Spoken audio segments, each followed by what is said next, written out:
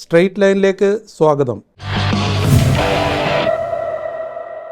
അടുത്ത 5 കൊല്ലക്കാലം എന്ന് പറയുന്നത് ഗൾഫിൻ്റെ പുഷ്കര സമയം എന്ന് പറയും മലയാളത്തിൽ പറയും. ഒരു പ്രശ്നം വന്നാൽ ഇവൻ എൻ്റെ കൂടെ നിൽക്കുന്നവനാണ് എന്നൊരു എംപ്ലോയിക്ക് തോന്നുമ്പോഴാണ് നമ്മൾ ശരിയായ ഒരു എംപ്ലോയർ ആവുന്നത്. കാറിൻ്റെ വീല് വരെ ഇപ്പോൾ അലുമിനിയത്തിലല്ലേ വരുന്നത്. ഓട്ടോമൊബൈലാണ് അടുത്ത റെവല്യൂഷൻ. ഇപ്പോൾ ഈ ഇലക്ട്രിക്കൽ കാർ വരുമ്പോൾ അതിനകത്തൊരു 60% അലുമിനിയം യൂസ് ചെയ്യാൻ പറ്റും. എൻ്റെ ഇപ്പോഴത്തെ ഔട്ട്പുട്ട് ഒരു മാസം എന്ന് പറയുന്നത് 6500 tons per month ആണ്.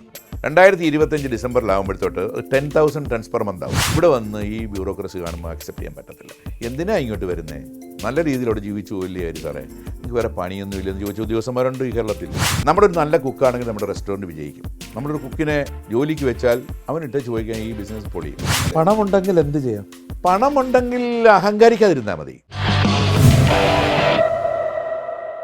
പ്രമുഖ പ്രവാസി വ്യവസായിയും ഗൾഫിലെ എലൈറ്റ് ഗ്രൂപ്പ് ഓഫ് കമ്പനീസിൻ്റെ സ്ഥാപകനും മാനേജിംഗ് ഡയറക്ടറുമായ ശ്രീ ആർ ഹരികുമാറാണ് നമ്മുടെ ഇന്നത്തെ അതിഥി. നമസ്കാരം ശ്രീ ആർ ഹരികുമാർ. നമസ്കാരം. ഒരു എഞ്ചിനീയറിംഗ് ഡിപ്ലോമയുമായി ഗൾഫിലെത്തിയിട്ട് ഇപ്പം 50 വർഷമായി. ആദ്യം ഒരു വർക്കറായി തുടങ്ങി, ഇപ്പോൾ ഒരു ബിസിനസ് സാമ്രാജ്യത്തിൻ്റെ അധിപനാണ്. ഇതൊരു വലിയ വിജയഗാഥയാണ്. ഈ വിജയഗാഥയിൽ ഏറെ വെല്ലുവിളികളും നേരിട്ടു. എങ്ങനെയാണ് ഈ വെല്ലുവിളികളെ അതിജീവിക്കുന്നതിന് ഒരു ഇച്ഛാശക്തി ഏത് രീതിയിലാണ് ലഭിച്ചത്? വെല്ലുവിളികളൊന്നും ഞാൻ വലുതായിട്ട് അനുഭവിക്കേണ്ടി വന്നിട്ടില്ല എൻ്റെ ജീവിതത്തിൽ. കാര്യം എൻ്റെ ഗ്രോത്ത് എന്ന് പറയുന്നത് വളരെ സ്ലോയിലുണ്ടായിരുന്നൊരു ഗ്രോത്താണ്. ഞാൻ 20 കൊല്ലം ഒരു അലുമിനിയം കമ്പനിയിൽ ജോലി ചെയ്തതിന് ശേഷം അവിടെ എന്താണ് എൻ്റെ റോൾ എന്നുള്ളത് ഞാൻ ശരിക്കും മനസ്സിലാക്കി. എന്താണ് എൻ്റെ വിഷൻ എന്നുള്ളത് ഞാൻ ആദ്യം എൻ്റെ മനസ്സിൽ കണ്ടിട്ട് അതിനനുസരിച്ച് ഞാൻ ഓരോ സ്റ്റെപ്പ് ബൈ സ്റ്റെപ്പായിട്ട് എൻ്റെ കാര്യങ്ങൾ ശരിക്കും പഠിച്ചിട്ട് ഒരു നല്ല കുക്ക് എങ്ങനെയാണോ ഒരു നല്ല കറി ഉണ്ടാക്കുന്നത് പോലെ അലുമിനിയത്തിൻ്റെ എക്സ്ട്രൂഷൻ എങ്ങനെ ഉണ്ടാക്കണമെന്ന് 20 കൊല്ലം കൊണ്ട് പഠിച്ച ഒരാളാണ് ഞാൻ. അപ്പോൾ അത്രയും അറിവ് നമ്മൾ നേടിയിട്ടൊരു വ്യവസായത്തിലോട്ട് ഇറങ്ങുമ്പോൾ വെല്ലുവിളികളൊന്നും നമുക്ക് വലിയ പ്രശ്നമല്ല. കാര്യം നമ്മളെ പറ്റിക്കലോ അല്ലെ നമുക്ക് എവിടെയെങ്കിലും ഒരു പ്രശ്നങ്ങളിൽ പെടുമ്പോൾ അതിനെ റെക്ടിഫൈ ചെയ്യാൻ പറ്റാത്തൊരവസരത്തോട്ട് ഒരിക്കലും ഞാൻ എത്തിയിട്ടില്ല. അപ്പോൾ അതുകൊണ്ട് തന്നെ വെല്ലുവിളിയൊന്നും എൻ്റെ ജീവിതത്തിൽ വന്നിട്ടില്ല. പിന്നെ എൻ്റെ ബിസിനസ് തുടങ്ങിയ സമയങ്ങളിലും ഞാൻ ഇപ്പോൾ പ്രവർത്തിക്കുന്ന രാജ്യത്തെ അവസ്ഥകളുമൊക്കെ നമുക്കൊക്കെ ഈ പൈസ മുടക്കി ബിസിനസ്സിലോട്ട് വരുന്ന ആൾക്കാർക്ക് ഒത്തിരിയും പ്രൊട്ടക്റ്റ് ചെയ്യുന്ന ഒരു വ്യവസ്ഥിതി നിൽക്കുന്ന ഒരു രാജ്യത്താണ് അന്തരീക്ഷമുള്ള. ഞാൻ വെല്ലുവിളികൾ എന്ന് ഉദ്ദേശിച്ചത് ഒരു സ്ഥാപനത്തിൽ ജോലി ചെയ്തിട്ടാണ് പിന്നീട് ഒരു വലിയ സ്ഥാപനങ്ങളുടെ ഒരു അധിപനായി മാറിയത്. അന്നേരം അതിൻ്റെ ഒരു പ്രോസസ്സ് അതെനിക്ക് സുഖമായിരുന്നു, സ്മൂത്തായിരുന്നു. ഒരു സുഖമായിരുന്നു. നമ്മളൊരു നല്ല പൈസ പിടിക്കുന്ന രീതിയിലാണ് ഞാൻ ഇതിനെ കൺസിഡർ ചെയ്തതും ആ രീതിയിലാണത് ഇപ്പം നടത്തിക്കൊണ്ട് പോകുന്നത്. എനിക്ക് ഒരു എതിരാളിയോ അല്ലെങ്കിൽ എന്താണ് അങ്ങനെ ചെയ്യുന്നതെന്ന് ചോദിക്കാനുള്ള ഒരാളെന്ന് ഇന്ന് ലോകത്ത് ഇതുവരെ ആരും ഉണ്ടായിട്ടില്ല. ദൈവത്തിന് താഴെ ഞാൻ ഒരു ബോസിനെ ഇന്നുവരെയും വെച്ചിട്ടില്ല. അത് ഞാൻ വർക്ക് ചെയ്യുന്ന സമയത്തും ഞാൻ അവർ പറയുന്നതിനേക്കാൾ കൂടുതൽ പ്രൊഡക്റ്റീവായിട്ട് കാര്യങ്ങൾ കൊടുക്കുന്നുണ്ട്. ഒരു ബോസ് എന്നോട് വന്ന് എന്താണ് അങ്ങനെ വായതെന്ന് ചോദിക്കാനുള്ള ഒരു അവസരം എൻ്റെ ചെറുപ്പകാലം വരെ ഞാൻ കൊടുത്തിട്ടില്ല. അതുകൊണ്ട് തന്നെ ഇന്നും എൻ്റെ ജീവിതത്തിൽ ഒരു ബോസ് എന്ന് പറയുന്ന സാധനം എനിക്കില്ല. ഞാൻ ബോസ് എന്ന് പറയുന്നത് ഞാൻ ഉപയോഗിക്കുന്ന ഡ്രസ്സിൻ്റെ ബ്രാൻഡ് മാത്രമാണ് ബോസ്. അപ്പോൾ ആൾക്കാരത് ഞാൻ കൂടുതൽ ഉപയോഗിക്കുന്ന എൻ്റെ ബ്രാൻഡ് എന്ന് പറയുന്നത് ബോസ് എന്ന് പറയുന്ന ബ്രാൻഡാണ്. അപ്പോൾ ഇട്ട് കഴിയുമ്പോൾ തന്നെ ആൾക്കാർ ചോദിക്കും ഇറ്റ്സ് ആപ്റ്റ് ഫോർ യു. ഞാൻ പറഞ്ഞു yes I am a boss. അല്ല, ഞാൻ ചോദിച്ചത് ഈ ഡിപ്ലോമ എഞ്ചിനീയറിംഗ് ബിരുദമായിട്ട് ചെന്നിട്ട് അവിടെ ഈ വർക്കർ എന്നുള്ള തസ്തികയിലാണ് ആദ്യം ജോയിൻ ചെയ്യുന്നത്. പക്ഷേ പലർക്കും ആ ഒരു തസ്തികയിൽ നിന്ന് വേറൊരു കൂടിപ്പോയി അതിൻ്റെ ഒരു കുറച്ചുകൂടെ ഒരു ഉയർന്ന ലെവലിൽ എത്തുന്നതിനപ്പുറം എല്ലാവർക്കും ഇതേപോലെ ആകാൻ പറ്റില്ല. അന്നേരം താങ്കളുടെ ഒരു എന്താണ് ഒരു ഞാനതിനകത്ത് മെയിനായിട്ട് സെലക്ട് ചെയ്ത രീതി എന്ന് പറയുന്നത്, ഞാൻ എപ്പോഴും എൻ്റെ ചങ്ങാത്തം വെച്ചിട്ടുള്ള എന്നേക്കാൾ ഉയർന്ന പൊസിഷനിലിരിക്കുന്ന എന്നേക്കാൾ ഉയർന്ന വിവരമുള്ള അല്ലെങ്കിൽ പ്രായമുള്ള എന്നെക്കൂടെ ഒരു മിനിമം 10 വയസ്സിനെങ്കിലും പ്രായം കൂടിയവരുമായിട്ട് ഞാൻ ചങ്ങാത്തം വെച്ചിട്ടുള്ളൂ. അപ്പോൾ എൻ്റെ ഇൻഡസ്ട്രിയൽ ജീവിതം തുടങ്ങുമ്പോഴും ഞാൻ ഒരു പാക്കറായിട്ട് അരിപ്കോ എന്ന് പറയുന്ന സൗദി അറേബ്യയിലെ ദമാമിലെ ഒരു എക്സ്ട്രൂഷൻ കമ്പനിയിൽ ജോയിൻ ചെയ്യുന്ന സമയത്ത് 6000 ദിർഹംസ് റിയാൽസ് സാലറി കിട്ടുന്നത് വിട്ടേച്ചാണ് ഞാൻ 800 റിയാലിന് അവിടെ പോയി ജോലി ചെയ്യുന്നത്. കാര്യം അപ്പം ആ പുതിയതായിട്ട് തുടങ്ങുന്ന ഒരു കമ്പനി, ആ കമ്പനിയുടെ പ്രോഡക്റ്റ്, അതിന് ഫ്യൂച്ചർ ഉണ്ടാകാൻ പോകുന്നൊരു ഡെവലപ്മെൻറ്റ്, അത് എന്തുമാത്രം ഈ മാർക്കറ്റിനെ പിടിച്ചെടുക്കും എന്നുള്ളൊരു എൻ്റെ ഒരു ഉൾക്കാഴ്ച. അതാണ് ഞാൻ ആ ഫീൽഡിലോട്ട് പോകാനുള്ള കാരണം. പക്ഷേ ഞാനവിടെ ചെന്നപ്പോൾ തന്നെ എനിക്കറിയാമായിരുന്നു ഞാനൊരു പാക്കറായാലും ഞാനിവിടെ ഒരു മാനേജരാകും എന്നുള്ളൊരു തോന്നൽ എനിക്കുണ്ടായിരുന്നു. അതിനെന്തൊക്കെ ഞാൻ ചെയ്യണമെന്ന് വിചാരിച്ചാൽ അതുപോലെ തന്നെ ഞാൻ എൻ്റെ ബന്ധങ്ങളും അതുപോലെ വളർത്തി. അപ്പോൾ എൻ്റെ മേളിലുള്ള ആൾക്കാരെന്ന് പറയുന്നവരൊക്കെ ഞാൻ അവരുമായിട്ടൊക്കെ ചങ്ങാത്തം കൂടി. അപ്പോൾ എന്നെ അക്സെപ്റ്റ് ചെയ്യാൻ അവർ തയ്യാറായി. അത് ദൈവാധീനത്തിൻ്റെ ഭാഗമാകാം. അപ്പോൾ അങ്ങനെ ഞങ്ങൾ തമ്മിലുള്ള ബന്ധം, ഈ ആൾക്കാരുമായിട്ടുള്ള ബന്ധം, ഞാൻ ഒരിക്കലും ഞാനൊരു വർക്കറാകുമ്പോൾ എൻ്റെ താഴെ ആരും ഉണ്ടാവില്ല അവിടെ. അപ്പം അതിൻ്റെ മേളിലുള്ളൊരു ഫോർമാനുമായിട്ടിനേക്കാൾ ബന്ധം എനിക്ക് കൊണ്ടിരുന്ന ഇവിടുത്തെ സൂപ്പർവൈസറുമായിട്ടായിരുന്നു. അപ്പോൾ അങ്ങനെ അവർ നമ്മളെ ഒത്തിരി പഠിപ്പിച്ചു. അപ്പോൾ അവർക്ക് നമ്മൾ വളരണമെന്ന് തോന്നി. അങ്ങനെയാണ് അവർ നമ്മളൊരു പ്രോപ്പറായിട്ട് ട്രെയിനിങ് തന്ന് അവരുടെ കൂടെ കൊണ്ടു നടന്ന് ഒരു അനിയനെ കൊണ്ട് നടക്കുന്ന പോലെ എൻ്റെ പല ബോസന്മാരും എന്നെ കൊണ്ടു നടന്നതിൻ്റെ പ്രതിഫലനമാണ് എനിക്കിപ്പോൾ ഉള്ളത്. ഏത് സാഹചര്യങ്ങളെയും അഭിമുഖീകരിക്കാനുള്ള ഒരു ഇച്ഛാശക്തി ഉണ്ട് അല്ലേ? തീർച്ചയായിട്ടും. അല്ലെങ്കിൽ പിന്നെ നമ്മൾ മനുഷ്യനായിട്ട് ജീവിച്ചിട്ട് കാര്യമില്ലല്ലോ. അത് അച്ഛനിൽ നിന്ന് ലഭിച്ചാണോ? എൻ്റെ അച്ഛനാണ് എൻ്റെ മെൻറ്റർ, എൻ്റെ അച്ഛനാണ് എൻ്റെ റോൾ മോഡൽ. അപ്പോൾ താങ്കളുടെ ഹരികഥ എന്നുള്ള പുസ്തകത്തിൽ അച്ഛനുമായിട്ടുള്ള ബന്ധം, അച്ഛനുമായിട്ടുള്ള അടുപ്പം ഇതെല്ലാം വളരെ വിശദമായി പ്രതിപാദിച്ചിട്ടുണ്ട്. അച്ഛനിൽ നിന്ന് പഠിച്ച പാഠം എന്തായിരുന്നു? അച്ഛനിൽ നിന്ന് പഠിച്ച് അച്ചടക്കത്തോട് ജീവിക്കാൻ പഠിച്ചു. പിന്നെ എൻ്റെ അച്ഛൻ എനിക്ക് ഏറ്റവും കൂടുതൽ പറഞ്ഞു തന്നിട്ടുള്ളത് കക്കാൻ പോരുത്, മദ്യപിക്കരുത്, വേറെ ഒരു ദുഷ്കാര്യങ്ങൾക്കും പോകരുത്, അതാണ് നീ മെയിൻറ്റെയിൻ ചെയ്യേണ്ട ഒരു ജീവിതം. പിന്നെ ഈ ജാതിയും മതവും പറഞ്ഞ് തർക്കിക്കാൻ നടക്കരുത്. കാര്യം എൻ്റെ വീട്ടിൽ നിന്ന് പുറമോട്ടിറങ്ങി എന്നെ സ്കൂളിൽ കൊണ്ടുവിട്ടിരുന്ന അച്ഛൻ 5ാം ക്ലാസ് വരെ. അങ്ങനെ ഞങ്ങൾ ഒരു 3 കിലോമീറ്റർ 4 കിലോമീറ്റർ നടന്നാണ് ഞാൻ പഠിക്കുന്ന ഈ സ്കൂൾ, കാക്കാട് എന്ന് പറയുന്ന സ്കൂളിലോട്ട് ഞാൻ എത്തുന്നത്. അപ്പോൾ ഞങ്ങൾ ഒന്നിച്ച് വർത്താനം പറഞ്ഞാൽ വരുന്നത്. എൻ്റെ അനിയനുണ്ടാവും. അപ്പോൾ അച്ഛൻ ഇങ്ങനെ ഓരോ കാര്യങ്ങളും പറഞ്ഞു. അപ്പോൾ അച്ഛൻ റിട്ടയർ ആയിരിക്കുന്നു, ഞാൻ 5ാം ക്ലാസ് പഠിക്കുമ്പോൾ ആലോചിച്ചപ്പോൾ. അപ്പം അച്ഛന് സമയമുണ്ടായിരുന്നു. അച്ഛൻ ഇങ്ങനെ ഓരോ കാര്യങ്ങൾ പറഞ്ഞു തന്നു. നേരെ ഇറങ്ങുമ്പോൾ ഒരു മുസ്ലിം പള്ളിയാണ്, അവിടെയും തൊഴാൻ പറയും. അതിൻ്റെ ഇപ്പുറത്തോട്ട് വന്നു കഴിയുമ്പോൾ കായ്പള്ളി എന്ന് പറയുന്നൊരു ദേവീക്ഷേത്രമുണ്ട്, അവിടെയും തൊഴാൻ പറയും. അതിൻ്റെ ഇപ്പുറത്ത് ഞങ്ങളുടെ സ്കൂളായി. അപ്പോൾ അങ്ങനെയാണ് നമ്മൾ ചെറുപ്പം വരെ ഒരു ട്രെയിനിങ് കൊണ്ട് വളർന്നു വന്നിരിക്കുന്നത്. അത് ശരിക്കും മോൾഡ് ചെയ്തെടുത്താണ്. എൻ്റെ ക്യാരക്ടർ എന്ന് പറയുന്നത് എൻ്റെ അച്ഛൻ എനിക്ക് ഉണ്ടാക്കി തന്ന ഒരു വരദാനമാണ്. അമ്മ ഒരു പാവം ഹൗസ് വൈഫായിരുന്നു. അമ്മയ്ക്ക് അച്ഛൻ പറയുന്നത് കേട്ട് ഞങ്ങൾ നോക്കി ജീവിക്കാൻ അപ്പുറത്തോട്ട് അമ്മയ്ക്ക് അങ്ങനെ നമ്മുടെ ജീവിതം മോൾഡ് ചെയ്തെടുക്കുന്നതിലൊന്നും വലിയ പങ്കില്ല. പക്ഷേ അമ്മ ഒരു നല്ല സ്നേഹിക്കുന്ന ഒരു നല്ലൊരമ്മ. ഇപ്പോൾ ഡിപ്ലോമ നേടിയ ശേഷം ഇവിടെ നിന്നൊരു ജോലി വേണ്ട എന്ന് ചിന്തിച്ചത് എന്താണ്? അതോ ശ്രമിച്ചിട്ട് കിട്ടാഞ്ഞാണോ, അതോ ഗൾഫിൽ പോയാൽ മതി എന്ന് തീരുമാനിച്ചു? എൻ്റെ കൂടെ പഠിച്ചിരിക്കുന്ന ഞങ്ങൾ ഒന്നിച്ചിറങ്ങി ഒത്തിരി ആൾക്കാർ ആ സമയത്ത് ഗൾഫിലോട്ടൊരു പ്രയാണം നടത്തിക്കൊണ്ടിരിക്കുന്ന ഒരു സമയം, ഗൾഫ് ബൂമിൻ്റെ ടൈമാണ്.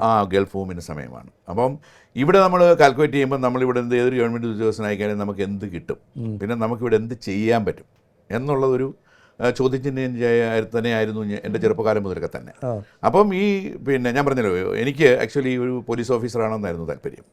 അത് എനിക്ക് ഉണ്ടായ ഒരു ആക്സിഡൻറ്റ്, എനിക്കതിൽ എന്നെ എത്തിക്കാൻ പറ്റുന്ന ആൾക്കാരൊക്കെ എൻ്റെ കുടുംബത്തിലുണ്ടായിരുന്നു. എനിക്ക് വേണമെങ്കിൽ ഈസി ആയിട്ട് ആകാമായിരുന്നു.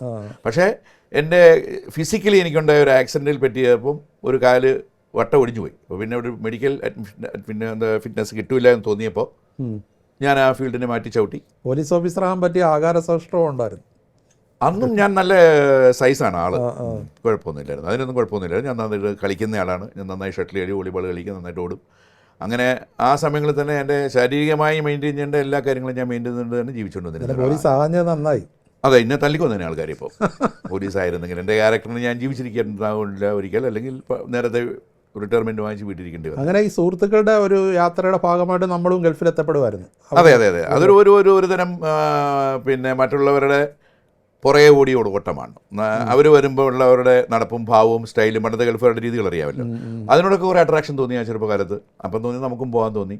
പിന്നെ നമ്മുടെ ടെക്നിക്കൽ ക്വാളിഫിക്കേഷൻ ഈസ് അവിടെ കണ്ടമാനം ആവശ്യമുള്ളൊരു തസ്തികയായിരുന്നു. അപ്പോൾ ഞങ്ങളുടെ മാത്യു ഇൻ്റർനാഷണൽ എന്ന് പറയുന്ന ഒരു സ്ഥാപനം ഞങ്ങളുടെ നാട്ടുകാരൻ മാത്യു സാറിൻ്റെയാണ്, കരുമാടിക്കാരനാണ്. എന്നെ കൊണ്ടുപോയി അദ്ദേഹത്തെ മുട്ടിച്ച എൻ്റെ ക്ലോസ് ഫ്രണ്ടായിട്ടുള്ള അബ്ദുൽ ലത്തീഫ് എന്ന് പറയുന്ന അദ്ദേഹം കരുമാടിക്കാരനാണ്. അപ്പോൾ അദ്ദേഹം ബോംബെയിൽ ഇദ്ദേഹത്തിൻ്റെ സബായിട്ട് വർക്ക് ചെയ്യുന്നത്. അദ്ദേഹമാണ് എന്നെ ഇവിടുന്ന് വിളിച്ചുകൊണ്ട് പോയി അവിടെ കൊണ്ടുപോയി സൗദിയിലോട്ട് കയറ്റി വിടുന്നത്. അപ്പോൾ ഗൾഫിൽ എത്തിയ ശേഷം പിന്നീട് ഇങ്ങനെ പാക്കർ തസ്തികയിൽ ജോലി ചെയ്തു. അങ്ങനെ ഞാൻ പാക്കർ തസ്തികയിൽ ജോലി ചെയ്ത് കൂടി വന്ന ഒരു 6 മാസമേ ഉള്ളൂ.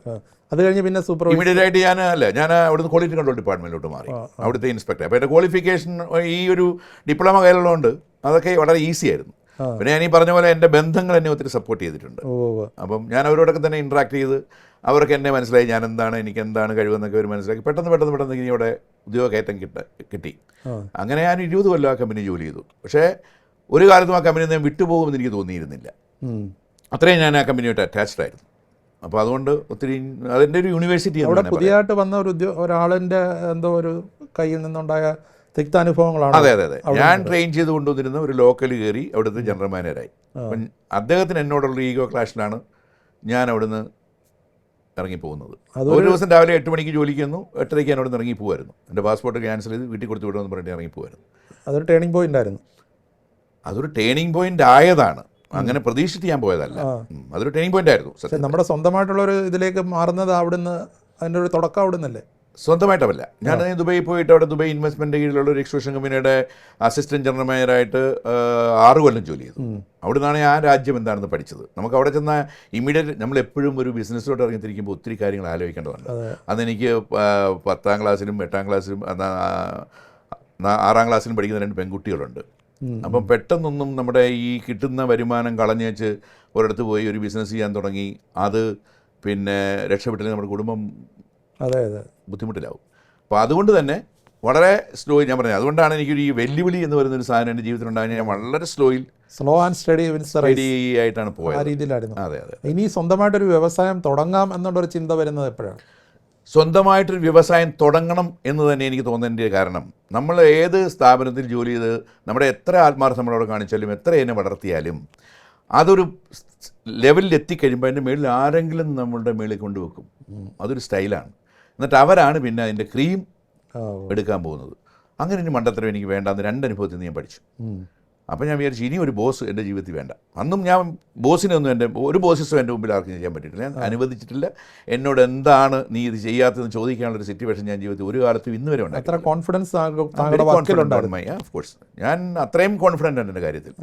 ഇന്ന് അലുമിനിയത്തെക്കുറിച്ച്, ഞാൻ എൻ്റെ ഫീൽഡിനെ കുറിച്ച് ലോകത്ത് ആർക്കും പറയാത്ത ഏത് ചോദ്യത്തിനോട് ചോദിച്ചാലും ഞാൻ പറയും. ഈ അലൂമിനിയം എന്നുള്ള ഇത് ജീവിതത്തിലേക്ക് വരുന്നത് എങ്ങനെയാണ്? ഈ അലുമിനിയം എന്ന് പറയുന്നത് നമ്മൾ കോളേജ് കാലങ്ങളിലൊക്കെ നമ്മളിവിടെ പഠിച്ചിട്ടുള്ള കോളേജ് സുന്ദരി പെമ്പിള്ളാരല്ലേ, അതുപോലൊരു സാധനമാണ് ഈ അലുമിനിയം. ശരി. അതെ, ഇത് വളരെ വെളുത്ത, എങ്ങനെ വേണേൽ വളയുന്ന, ഏത് രീതിയിൽ വേണേൽ നമുക്ക്.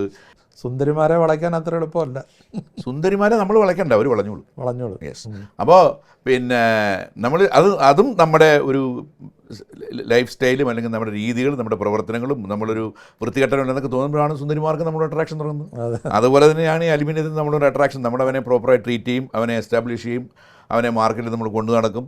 ഏത് രീതി വേണേലും എങ്ങനെ വേണേൽ മാറ്റാവുന്ന ഒരു സുന്ദരിയായ അലുമിനിയം, ഒരു മെറ്റലാണ് അലുമിനിയം. വേറെ ഏത് ലോകത്തെ കമ്പയർ ചെയ്യുമ്പോഴും. അലുമിനിയം എക്സ്ട്രൂഷൻ എന്ന് പറയുന്നത് ഒന്ന് വിശദീകരിക്കുക, എന്താണ് ശരിക്കും? അലുമിനിയം എക്സ്ട്രൂഷൻ എന്ന് പറഞ്ഞാൽ ഈ അലുമിനിയം അലുമിന എന്ന് പറയുന്ന ബോക്സൈറ്റിൽ നിന്ന് കൺവെർട്ട് ചെയ്തെടുക്കുന്ന അലുമിനയെ നമ്മൾ വേറെ അലോയ്സ് എല്ലാം കൂടെ ചേർത്ത് പല അലോയ്കളുണ്ടാകും. നമ്മുടെ അതിൻ്റെ യൂസേജ് അനുസരിച്ച് അതിൻ്റെ ടെമ്പറും അതിൻ്റെ ഹാർഡ്നെസ്സും അതിൻ്റെ മെക്കാനിക്കൽ പ്രോപ്പർട്ടിയൊക്കെ കൂട്ടാൻ വേണ്ടിയുള്ള അലോയായി കൺവെർട്ട് ചെയ്തെടുത്തതിന് ശേഷം അതിനെ വലിയ പല സൈസിലുള്ള ഡയമീറ്ററിലുള്ള ലോഗ്സ് ആക്കിയിട്ട് തന്നെ നമ്മൾ കാസ്റ്റ് ചെയ്ത് നമുക്ക് നമ്മുടെ സപ്ലയർ തരും.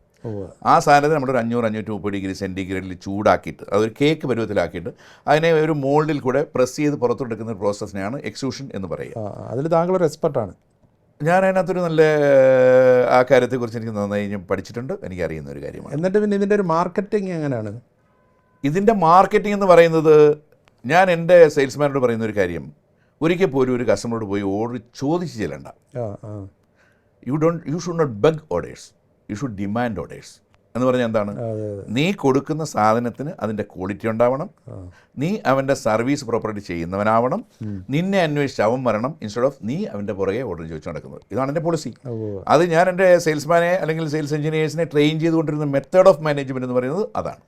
അത്ര പ്രൊഡക്റ്റ് അത്രയും ക്വാളിറ്റി ഉള്ളതാണ്. അതെൻ്റെ ഉത്തരവാദിത്തമാണ് ഉണ്ടാക്കുക എന്നുള്ളത്. അതിന് വേണ്ടുന്ന ക്വാളിറ്റി കൺട്രോൾ എഞ്ചിനീയേഴ്സിനെയും അതിൻ്റെ തിയറി അറിയാവുന്ന, അതിൻ്റെ ടെക്നോളജി അറിയാവുന്ന, അതെങ്ങനെ പ്രൊഡ്യൂസ് ചെയ്താൽ എങ്ങനെ വരും എന്നറിയുന്ന ഒരാളിൻ്റെ കീഴിൽ ജോലി ചെയ്യുന്ന ആൾക്കാർ അത് അറിഞ്ഞു വേണം വരാൻ.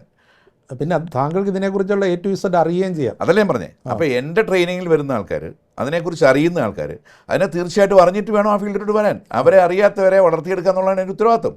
അതാണ് എനിക്ക് എൻ്റെ സമൂഹത്തിലുള്ള പ്രതിബദ്ധത. അപ്പം എൻ്റെ കൂടെ ജോലി ചെയ്യുന്ന 12,000 പേർ എൻ്റെ കമ്പനിയിലെ ജോലിക്കാരെ കൊത്തിയെടുത്തുകൊണ്ട് വേറെ ആൾക്കാരുണ്ട് ഒത്തിരി.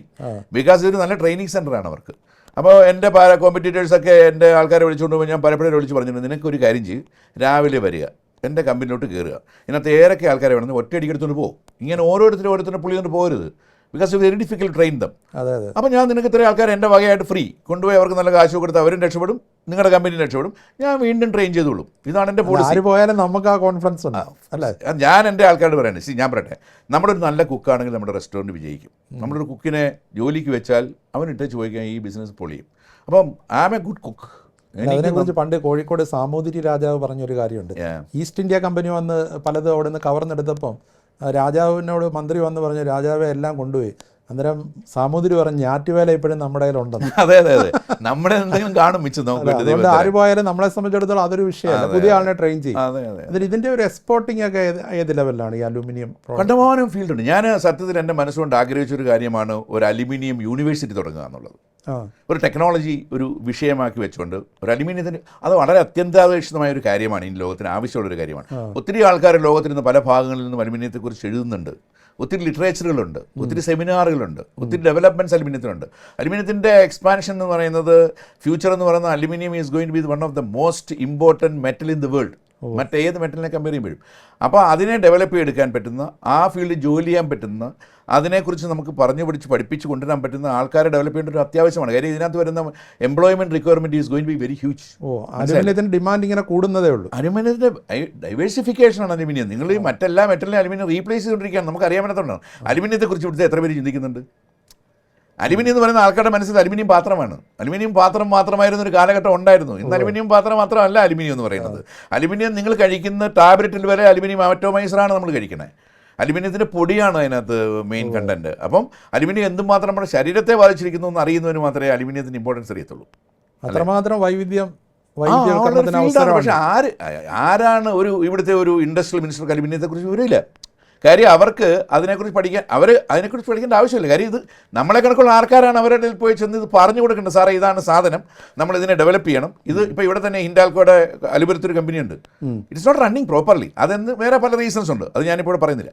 അപ്പോൾ എന്താണെന്ന് വെച്ചാൽ അത് ഇന്ന് ലോകത്തിന് അത്യന്താപേക്ഷിതമായിട്ടുള്ള എല്ലാ മെറ്റലുകളും റീപ്ലേസ് ചെയ്യാൻ പോകുന്ന ഗോൾഡും പ്ലാറ്റിനം പോലുള്ള മെറ്റൽ ഒഴിച്ച്, അത് വെരി എക്സ്പെൻസീവ് മെറ്റൽ, അതിനെ ഒഴിച്ച് ബാക്കി നിത്യ ഉപയോഗ സാധനങ്ങൾക്ക് ആവശ്യമുള്ള, ഇൻക്ലൂഡിങ് കാറിൻ്റെ വീല് വരെ ഇപ്പോൾ അലുമിനിയത്തിലല്ലേ വരുന്നത്. അലുമിനിയത്തിന് ഓട്ടോമൊബൈലിൻ്റെ എഞ്ചിൻ എന്ന് പറയുന്നത് അലുമിനിയം ബ്ലോക്കാണ്. Engine block is aluminium. അപ്പം അലുമിനിയമിന് ഈ ഓട്ടോമൊബൈലാണ് അടുത്ത റെവല്യൂഷൻ. ഇപ്പോൾ ഈ ഇലക്ട്രിക്കൽ കാർ വരുമ്പോൾ അതിനകത്തൊരു 60% അലുമിനിയം യൂസ് ചെയ്യാൻ പറ്റും. അതിലോട്ട് എത്തിക്കുക എന്നുള്ളതാണ് നമ്മുടെ ആവശ്യം. അതിൻ്റെ ഇമ്പോർട്ടൻസ് കൂടി. അതെ, ഇപ്പം നമ്മുടെ കേബിൾസ്, വയേഴ്സ്, ബസ് ബാർട്സ് നിങ്ങൾ എന്ത് വേണം എടുത്തു, ഇതെല്ലാം അലുമിനിയമാണ്. ഞാനൊഴിച്ച് ബാക്കിയെല്ലാം അലുമിനിയം പോവാണ്. അല്ലെ, നമ്മളൊരു സക്സസ്സിൽ എത്തി എന്നുള്ളത് എപ്പോഴാണ് മനസ്സിലാകുന്നത്? അതായത് നമ്മൾ സ്വന്തമായിട്ട് ഇത് തുടങ്ങിയ ശേഷം എപ്പോഴാണ് നമ്മളൊരു എസ്റ്റാബ്ലിഷ്ഡ് ആയി എന്ന് സ്വയം തോന്നുന്നത്? എൻ്റെ ഒരു കോൺഫിഡൻസ് ലെവൽ എനിക്ക് ഉണ്ടായത് എൻ്റെ കസ്റ്റമേഴ്സ് പറയാൻ തുടങ്ങി മാർക്കറ്റിൽ, നിനക്കൊരു സാധനം സമയത്തിന് വേണോ ഹരിയെടുത്ത് പോകുന്നു പറയും. അതൊരു ഭയങ്കര കമ്മിറ്റ് ചെയ്തിട്ടുണ്ടോ യു വിൽ ഗെറ്റ് ഇറ്റ്. ആ കമ്മിറ്റ്മെൻ്റ് ആണ് എൻ്റെ കോൺഫിഡൻസ്. പറഞ്ഞ വാക്ക് പറയാൻ സമയത്ത് എൻ്റെ ഒരു എംപ്ലോയി എൻ്റെ ഒരു കസ്റ്റമറോട് ഇത്രാം തീയതി ഇത്ര മണിക്ക് ഈ സാധനം കൊടുക്കാം എന്ന് പറഞ്ഞിട്ടത് കൊടുത്തിട്ടില്ലെങ്കിൽ അത് അവൻ്റെ പ്രശ്നമാണ്, അവനെ കൺവിൻസ് ചെയ്യാന്നുള്ളത്. പക്ഷേ ആ കസ്റ്റമർ എന്നെ നേരിട്ട് വിളിച്ചു പോയിട്ടുണ്ടെങ്കിൽ അവൻ്റെ അധോഗതിയാണ്. അതിന് യാതൊരു കോംപ്രമൈസും ഇല്ല. അതെൻ്റെ തൊഴിലാണ്, അതെൻ്റെ പ്രതിബദ്ധതയാണ്, എൻ്റെ കമ്മിറ്റ്മെൻ്റാണ്, എൻ്റെ ക്രെഡിബിലിറ്റിയാണ്. അതാണ് എൻ്റെ മാർക്കറ്റിംഗ് ടൂൾ. അതാണ് വിജയത്തിൻ്റെ ഏറ്റവും. അതെ, അല്ലാതെ ഞാൻ very expensive in the market compare to other my competitors. Very expensive. നല്ല കോമ്പറ്റീഷൻ ഉണ്ടല്ലോ ഇപ്പം. നല്ല കോമ്പറ്റീഷനാണ്, നല്ല കോമ്പറ്റീഷനാണ്. അപ്പം നമ്മൾ ഒത്തിരിയും അവരോട് ആർഗ്യൂ ചെയ്ത് കാശ് വാങ്ങിക്കുന്ന ആളാണ്. ഞാൻ പറഞ്ഞില്ലേ, ഒരിക്കലും ഞാൻ ബെഗ് ചെയ്യാൻ പറഞ്ഞിട്ടില്ല എൻ്റെ സെയിൽസ്മാനോട് പോയിട്ട്, you put your right hand on the left hand and sit like this and demand order. അവൻ തരും. അവന് നിൻ്റെ സർവീസ് വേറൊരിടത്തും കിട്ടില്ല, നിൻ്റെ ക്വാളിറ്റി വേറൊരിടത്തും കിട്ടുകയില്ല. പക്ഷേ അതിലെത്തിക്കുക എന്നുള്ള എൻ്റെ ഉത്തരവാദിത്തമാണ്, എൻ്റെ കൂടെ നിൽക്കുന്ന മറ്റ് ടീമിൽപ്പെട്ട മെമ്പേഴ്സിന് ഉത്തരവാദിത്തമാണ്. അതാണ് എൻ്റെ സ്റ്റൈൽ ഓഫ് മാനേജ്മെന്റ്. ഒരു ഇത് തുടങ്ങി ഇപ്പോൾ 10-11 സാധനങ്ങളായി, 2000-ഓളം ജീവനക്കാർ. അതെ, അത് സാധാരണ 2000 ജീവനക്കാരെ മെയിൻറ്റെയിൻ ചെയ്യുക എന്ന് പറയുന്നത് തന്നെ വളരെ വലിയൊരു. 2000 ജീവനക്കാരെ മെയിൻറ്റെയിൻ ചെയ്യണമെങ്കിൽ 70 വയസ്സ് പ്രായമുള്ള ഞാൻ ഇനി ഒരു 20 കൊല്ലം കൂടെ ജീവിക്കാൻ വേണ്ടി എൻ്റെ ബോഡി ഞാൻ മെയിൻറ്റെയിൻ ചെയ്യണം. മനസ്സിലായില്ലേ? പ്രായം പറയാണ്ട് കണ്ടാൽ പറയത്തില്ല 70 എന്നുള്ളത്. അല്ല, അതാ ഞാൻ പറഞ്ഞത്. അതെന്തുകൊണ്ടാണ്? ഞാൻ രാവിലെ എഴുന്നേറ്റ് എക്സർസൈസ് ചെയ്യണം, എൻ്റെ ശരീരക്രമം ഞാൻ പാലിക്കണം, എൻ്റെ ശരീരത്തിൽ ഏതൊക്കെ ആഹാരം പോകണമെന്ന് ഞാൻ നിയന്ത്രിക്കണം. എന്നിട്ട് വേണം ഞാൻ എൻ്റെ ബോഡി മെയിൻറ്റെയിൻ ചെയ്യാൻ. എൻ്റെ ബോഡി കണ്ടിട്ട് വേണം ഇനിയും കുറച്ചു കാലം കൂടെ ജീവിച്ചിരിക്കുന്നവനാണ്, അവൻ അതിനുള്ള ആരോഗ്യമുണ്ട്, അതുകൊണ്ട് ഇവനോട് കുറച്ചു കാലം കൂടെ നമുക്ക് ഡീൽ ചെയ്യാൻ പറ്റും എന്നുള്ള ഡീലിലോട്ട് നമ്മുടെ കസ്റ്റമർ നമ്മളെ എടുക്കുന്നത്. നമ്മുടെ ജീവിതം മറ്റുള്ളവർക്ക് വേണ്ടി കൂടിയാണ്. അതെ, ഓഫ് കോഴ്സ്. ഞാൻ എനിക്ക് വേണ്ടി ജീവിക്കേണ്ട ആവശ്യമില്ല. ഞാൻ എനിക്കോ എൻ്റെ കുടുംബത്തിന് വേണ്ടി ജീവിക്കേണ്ട ആളല്ല. ഇനി എൻ്റെ ആവശ്യം കഴിഞ്ഞു. ഞാൻ എൻ്റെ കുഞ്ഞുങ്ങൾക്ക് കഴിക്കാനുള്ളത്, അവരുടെ കുഞ്ഞുങ്ങൾക്ക് കഴിക്കാനുള്ളതൊക്കെ ഉണ്ടാക്കി മാന്യമായി കഴിക്കാനുള്ളത് ഉണ്ടാക്കിയിട്ടുള്ളതാണ്. അതിനപ്പുറത്തോട്ട് എനിക്ക് ആഗ്രഹമില്ല. ജീവനക്കാരുടെ ക്ഷേമത്തിൽ വലിയ. ഞാൻ ഈ കോവിഡ് വന്നതിന് ശേഷം എൻ്റെ main attention on my health. അതുവരെ ഞാൻ ഒന്നും ശ്രദ്ധിച്ചിരുന്ന ആളല്ല. നിങ്ങൾക്ക് എൻ്റെ പഴയ ഫോട്ടോ ഇപ്പോഴത്തെ ഫോട്ടോയും കണ്ടാൽ മനസ്സിലാവും. കോവിഡ് മുമ്പുള്ള ഹരികുമാർ, കോവിഡിന് ശേഷമുള്ള ഹരികുമാർ. പണ്ടൊക്കെ ബോൺവിറ്റയ്ക്ക് മുമ്പ് ബോൺവിറ്റ കഴിച്ചതിന് ശേഷം എന്ന് പറയുന്ന പോലെ അതുപോലെയായിരുന്നു ഞാൻ എന്നെ മെയിൻറ്റെയിൻ ചെയ്തത്. അപ്പോൾ അത് ചെയ്യാനുള്ള കാരണം എനിക്ക് വേണ്ടിയല്ല ഞാൻ ജീവിക്കുന്നതെന്നും എന്നെ വേണ്ടവർ ഈ ലോകത്തുണ്ടെന്നും അവരെ പ്രൊട്ടക്ട് ചെയ്യേണ്ട എൻ്റെ ആവശ്യമാണ് എന്ന് തോന്നിക്കൊണ്ടാണ്. ഇപ്പോൾ കോവിഡ് കാലത്ത് താങ്കൾ വലിയ ചാലഞ്ചാണ് ഏറ്റെടുത്തത്. കാരണം അവിടുന്ന് ചാർട്ടേഡ് ഫ്ലൈറ്റ് വരെ നാട്ടിലേക്ക് തൊഴിലാളികളെ. ഞാൻ 3 ഫ്ലൈറ്റ് ചാർട്ടർ ചെയ്തായിരുന്നു. 2 ഫ്ലൈറ്റ് ഫുള്ളായിട്ട് എനിക്ക് വിടാൻ പറ്റി. 3ാമത്തെ ഫ്ലൈറ്റ് ചെയ്യേണ്ടി വന്നില്ല. പിന്നെ കുറേ ആൾക്കാർ മിച്ചം വന്നിട്ട് നമ്മൾ ടിക്കറ്റ് എടുത്ത് കൊടുത്ത് വേറെ പല എയർലൈനും കൂടെ കയറ്റി വിട്ടായിരുന്നു. ഇത് ചെയ്തതിൻ്റെ കാരണം എന്ന് പറഞ്ഞാൽ അത് എൻ്റെ വർക്ക് ഫോഴ്സിൽ ഉണ്ടാക്കിയിരിക്കുന്ന ഒരു confidence level is very high. എന്ന് പറഞ്ഞാൽ ഒരു പ്രശ്നം വന്നാൽ ഇവൻ എൻ്റെ കൂടെ നിൽക്കുന്നവനാണ് എന്നൊരു എംപ്ലോയിക്ക് തോന്നുമ്പോഴാണ് നമ്മൾ ശരിയായ ഒരു എംപ്ലോയർ ആവുന്നത്. ഈ എംപ്ലോയി റിലേഷൻ എന്ന് പറയുന്നത് അത്ര ഈസിയുള്ളൊരു കാര്യമല്ല. അവൻ നമ്മളെ വിട്ടു പോകുമ്പോൾ അവൻ്റെ അമ്മ വീട്ടിൽ നിന്ന് കരയും. ശരിയത്, മനസ്സിലായില്ലേ? ആ രീതിയിലുള്ള റിലേഷൻ നമ്മൾ അവരുമായിട്ടും അവൻ്റെ വീട്ടുകാരുമായിട്ടും ഉണ്ടാക്കണം. പക്ഷേ ഇപ്പം എന്നെ കൊണ്ട് ആ ലെവലൊന്നും എൻ്റെ എംപ്ലോയീസോട്ടൊന്നും ഇൻട്രാക്ട് ചെയ്യാൻ എനിക്ക് സമയം കിട്ടുന്നില്ല. അതെൻ്റെ ഒരു സമയപരിധി കൊണ്ടാണ്, എൻ്റെ മനസ്സിൻ്റെ അഹങ്കാരം കൊണ്ടല്ല, അല്ലെങ്കിൽ തിരക്ക് കൊണ്ടാണ്. പക്ഷേ എന്നാലും ഞാൻ ഒത്തിരി ആൾക്കാരെ അതിനുവേണ്ടി അപ്പോയിൻറ്റ് ചെയ്തിട്ടുണ്ട്. എല്ലാ പ്ലാന്റിലും കയറി ഇറങ്ങണം, എല്ലാ എംപ്ലോയി ആഴ്ച ഒരിക്കൽ കാണണം, അവരുടെ എല്ലാ പ്രശ്നങ്ങളും തന്ന് കേൾക്കണം, അത് നമ്മൾ ചെയ്തു കൊടുക്കണം. എന്നാലും അതിനകത്തൊക്കെ ഒത്തിരി വീക്ക്നെസ്സും വീഴ്ചകളൊക്കെ വരാറുണ്ട്. കോവിഡിൻ്റെ കാര്യം പറഞ്ഞപ്പോൾ താങ്കളുടെ ഭാര്യയുടെ നേതൃത്വത്തിൽ നാട്ടിൽ ഒരു ഹോട്ടൽ, ഞങ്ങളുടെ ഇവിടെ ഒരു ടൂറിസ്റ്റ് ഹോം കൺവേർട്ട് ചെയ്തിട്ട് ഈ കേന്ദ്രമായിട്ട് ഒരു 60 ഓക്സിജൻ കണക്ട് ചെയ്തിട്ട് ഒരു ബെഡും കാര്യങ്ങളൊക്കെ ആയിട്ട് നമ്മൾ ഈ പഞ്ചായത്തിന് വിട്ടുകൊടുത്തായിരുന്നു. അതൊരു 2-3 കൊല്ലം ഇറ്റ് വാസ്. ഇപ്പോൾ വ്യവസായ സാമ്രാജ്യം വളരുന്നതിനനുസരിച്ച് തന്നെ താങ്കൾ ചാരിറ്റിയിൽ വലിയ രീതിയിൽ കോൺസെൻട്രേറ്റ് ചെയ്യുന്നുണ്ട്. ഇപ്പം തന്നെ അമ്പലപ്പുഴയിലെ ഒരു കുടുംബവേദി അല്ലേ, അതെ അമ്പലപ്പുഴ കുടുംബവേദി, അതിൻ്റെ പ്രധാന അത് ഞാനും എൻ്റെ ഒരു അടുത്ത സുഹൃത്ത് സി രാധാകൃഷ്ണൻ എന്ന് പറഞ്ഞ ഇവിടുത്തെ ഒരു CPIയുടെ ഒരു പ്രവർത്തകൻ, ഒരു സാമൂഹിക പ്രവർത്തനമാണ് അദ്ദേഹം. ഞാനും കൂടി ഒരു കാറിൽ നിന്നുണ്ടായ ഒരു ആശയമാണ്. അങ്ങനെ ഞങ്ങളൊരു 13 എക്സിക്യൂട്ടീവ് മെമ്പേഴ്സ്, ഒരു 30 മെമ്പേഴ്സും ഒക്കെ ആയിട്ട് നാട്ടിലുള്ളവരെല്ലാം കൂടെ ചേർത്തുണ്ടാക്കി ഒരു നന്നായ രീതിയിൽ ചാരിറ്റി. ഇപ്പോൾ ഈ ഏപ്രിൽ 26-ാം തീയതി ഞങ്ങൾ 8 വീട് ഇവിടെ കൊടുക്കുന്നുണ്ട്. കഴിഞ്ഞ പ്രാവശ്യം 6 വീട് കൊടുത്തിരുന്നു. ഒരു 1.5 കോടി രൂപ ഒരു വർഷം നമ്മൾ അതിന് ചാരിറ്റി ആയിട്ട് കോൺട്രിബ്യൂട്ട് ചെയ്ത് പോകുന്നുണ്ട്. ചാരിറ്റിക്ക് അത്രയും പൈസ നീക്കി വെക്കുന്നുണ്ട്. എല്ലാ വർഷവും 1.5 കോടി രൂപ നമ്മൾ കൊടുക്കുന്നു. ഓ ശരി. അല്ല, മറ്റുള്ളവരെ സഹായിക്കുക എന്നുള്ളതൊരു വലിയ ഒരു ജീവിതവ്രതമാണ്. അച്ഛനിൽ നിന്ന് പഠിച്ചായിരിക്കും അല്ലേ? എൻ്റെ അച്ഛൻ INA-യിൽ ജോലി ആളാണ്, മനസ്സിലായില്ലേ? അപ്പോൾ എൻ്റെ അച്ഛനൊരു നല്ല ദാനശീലനാണ്. എൻ്റെ അച്ഛൻ നാട്ടുകാരെ എല്ലാവരും നന്നായി അറിയുന്ന, നാട്ടുകാരോട്ട് ഒത്തിരി ഇടപഴകുന്ന, ഒത്തിരി രാഷ്ട്രീയ പാർട്ടികളുമായിട്ടൊക്കെ ബന്ധമുള്ള ആളാണ്. പിന്നെ ഞാൻ ഈ പറഞ്ഞ പോലെ എൻ്റെ കുടുംബത്തിലുള്ള ഒത്തിരി രാഷ്ട്രീയ നേതാക്കന്മാർ, വലിയ വലിയ നേതാക്കന്മാരൊക്കെ ആയിട്ടിരുന്ന ആൾക്കാരുടെയൊക്കെ അമ്മാവനിരുന്നതായിട്ടായിരുന്ന ആളാണ്. അപ്പം എൻ്റെ അച്ഛൻ എനിക്ക് തന്നിട്ടുള്ള ഓരോ ഉപദേശങ്ങളും എന്നെ പഠിപ്പിച്ചിട്ടുള്ളതൊക്കെ ഞാനിപ്പോൾ ജീവിതത്തിൽ പ്രാവർത്തികമായിക്കൊണ്ടിരിക്കുന്ന ഒരാളാണ്. ഞാൻ മനസ്സിലാക്കുന്നത് ഇപ്പോഴത്തെ തലമുറ, ഇപ്പം നമ്മുടെ നാട്ടിൽ എല്ലാ ദിവസവും മാധ്യമങ്ങൾ നോക്കുമ്പോൾ ലഹരിയുടെയൊക്കെ വ്യാപനവും അച്ഛനെ അമ്മയെ ഉപദ്രവിക്കുന്ന മക്കളുടെയൊക്കെ കാലത്ത് താങ്കളെ പോലൊരു റോൾ മോഡലാണ് താങ്കൾ ഈ പറയുന്നത്, അച്ഛൻ മക്കൾ ബന്ധം. അതെ അതെ അല്ലേ? അതെ അതെ. ഞാൻ ഈ കഴിഞ്ഞ ഒരു 6-8 വർഷത്തിന് മുമ്പ് ഇവിടുത്തെ ഈ താലൂക്ക് പഞ്ചായത്തിൽപ്പെട്ട എല്ലാ സ്കൂളുകളിലും ഇതിനെതിരെ ഒരു മീറ്റിങ്ങൾ വിളിച്ചു കൂട്ടി കുട്ടികളുമായിട്ടിരുന്ന് ഇൻട്രാക്ട് ചെയ്ത് ഇവിടുത്തെ എക്സൈസ് ഓഫീസേഴ്സുമാരെ കൊണ്ടുവന്ന് ഞാൻ തന്നെ അനുഭവങ്ങളൊക്കെ അവരോട് പറഞ്ഞു കൊടുത്ത് ഒത്തിരി സിമ്പോസിയം നടത്തിയ ആളാണ്. ഇപ്പോൾ താങ്കൾ 1/2 നൂറ്റാണ്ടായി ഗൾഫ് മേഖലയിൽ പ്രവർത്തിച്ചു തുടങ്ങിയിട്ട്. ഇപ്പോഴത്തെ കേരളത്തെ അന്നത്തെ കേരളത്തെ തമ്മിൽ നോക്കുമ്പോൾ എന്ത് വ്യത്യാസമാണല്ലോ? ഒത്തിരി ഡെവലപ്മെൻറ്റ്സ് ഉള്ളൊരു സംസ്കാരം, ഒത്തിരി സംസ്കാരത്തിൽ വ്യത്യാസം വന്നിട്ടുണ്ട്, ഒത്തിരി ഇൻഫ്രാസ്ട്രക്ചർ ഡെവലപ്മെൻറ്റ് വന്നിട്ടുണ്ട്. പിന്നെ വിദ്യാഭ്യാസപരമായി കേരളം കണ്ടമാനം ഉയർന്നിട്ടുണ്ട്, ആരോഗ്യപരമായി നോക്കിയാൽ കേരളം കണ്ടമാനം ഉയർന്നിട്ടുണ്ട്. ഇതെല്ലാം നമ്മൾ മറ്റ് സംസ്ഥാനങ്ങളെയൊക്കെ നോക്കുമ്പോൾ നമ്മൾ മുൻപന്തിയിലാണെന്ന് തന്നെ വേണം പറയാൻ. മറ്റ് സംസ്ഥാനങ്ങൾ നോക്കുമ്പോൾ അതിനകത്തൊന്നും യാതൊരു ഒരു സംശയമില്ലാത്ത കാര്യമാണ്. പിന്നെ ഒത്തിരി കാര്യങ്ങളിൽ ഗവൺമെൻറ് ശ്രദ്ധിക്കേണ്ടതുണ്ട്. അത് എന്തുകൊണ്ടാണ് ശ്രദ്ധിക്കപ്പെടാതെ പോകുന്നതെന്നുള്ളത് ഒരുപക്ഷെ അണികളെ നിലനിർത്തുക എന്നുള്ളത് ഏത് രാഷ്ട്രീയ പാർട്ടികളുടെയും ഒരു ആവശ്യകതയാണ്. അണികളില്ലെങ്കിൽ പാർട്ടിയില്ല. അണികൾ വേണമെങ്കിൽ അവരുടെ സൗകര്യത്തിൽ നിന്ന് കൊടുക്കേണ്ട, ഒരു പരിധി വരെ നിന്ന് കൊടുക്കേണ്ട ഒരു സാഹചര്യമുണ്ട്. അല്ലെങ്കിൽ അണികളെ ആ രീതിയിൽ ട്രെയിൻ ചെയ്യേണ്ട ഒരു ആവശ്യമുണ്ട്. അപ്പോൾ ഇവിടുത്തെ അണികളെ ഏത് രീതിയിൽ ട്രെയിൻ ചെയ്തു എന്നുള്ളത് അത് അവരുടെ നേതാക്കന്മാരാലും. താങ്കളുടെ ഇത് നോക്കുമ്പോൾ കോയമ്പത്തൂരിലും ബിസിനസ് പരിപാടി, കോയമ്പത്തൂരിലെ ബിസിനസ് ഈ അലുമിനിയം എക്സ്ട്രൂഷൻ തന്നെയാണ്. ഞാൻ ഇവിടെ ഒരു ബിസിനസ് തുടങ്ങാൻ വന്നയാളാണ്. ഞാൻ എൻ്റെ അടുത്ത ചോദ്യം അതാണ്. അതെ, ഞാൻ ഇവിടെ ഇതിനു മുമ്പ് ഒരു എമർജിംഗ് കേരള എന്ന് പറയുന്നൊരു സംഭവം ഉണ്ടായിരുന്നു. കേരള ഗവൺമെൻറ് ഓർഗനൈസ്ഡാണ്. അതിന് ഞാൻ അറ്റൻഡ് ചെയ്ത ഒരാളാണ്. ഇപ്പോൾ കേരളത്തിലൊരു എക്സ്ട്രൂഷൻ കമ്പനി തുടങ്ങാൻ വേണ്ടി വന്നയാളാണ് ഞാൻ. എന്നെ ഇവിടുത്തെ ആ ബ്യൂറോക്രസി എന്ന് പറയുന്നൊരു സാധനം 1% പോലും അക്സെപ്റ്റ് ചെയ്യാൻ പറ്റാത്ത ഒരാളായിപ്പോയി. ഞാൻ ഒരിക്കലും ബ്യൂറോക്രസി ഇഷ്ടപ്പെടുന്ന ഒരാളല്ല. കാര്യം ഞാൻ ജീവിക്കുന്ന രാജ്യം അങ്ങനെയൊരു രാജ്യമല്ല.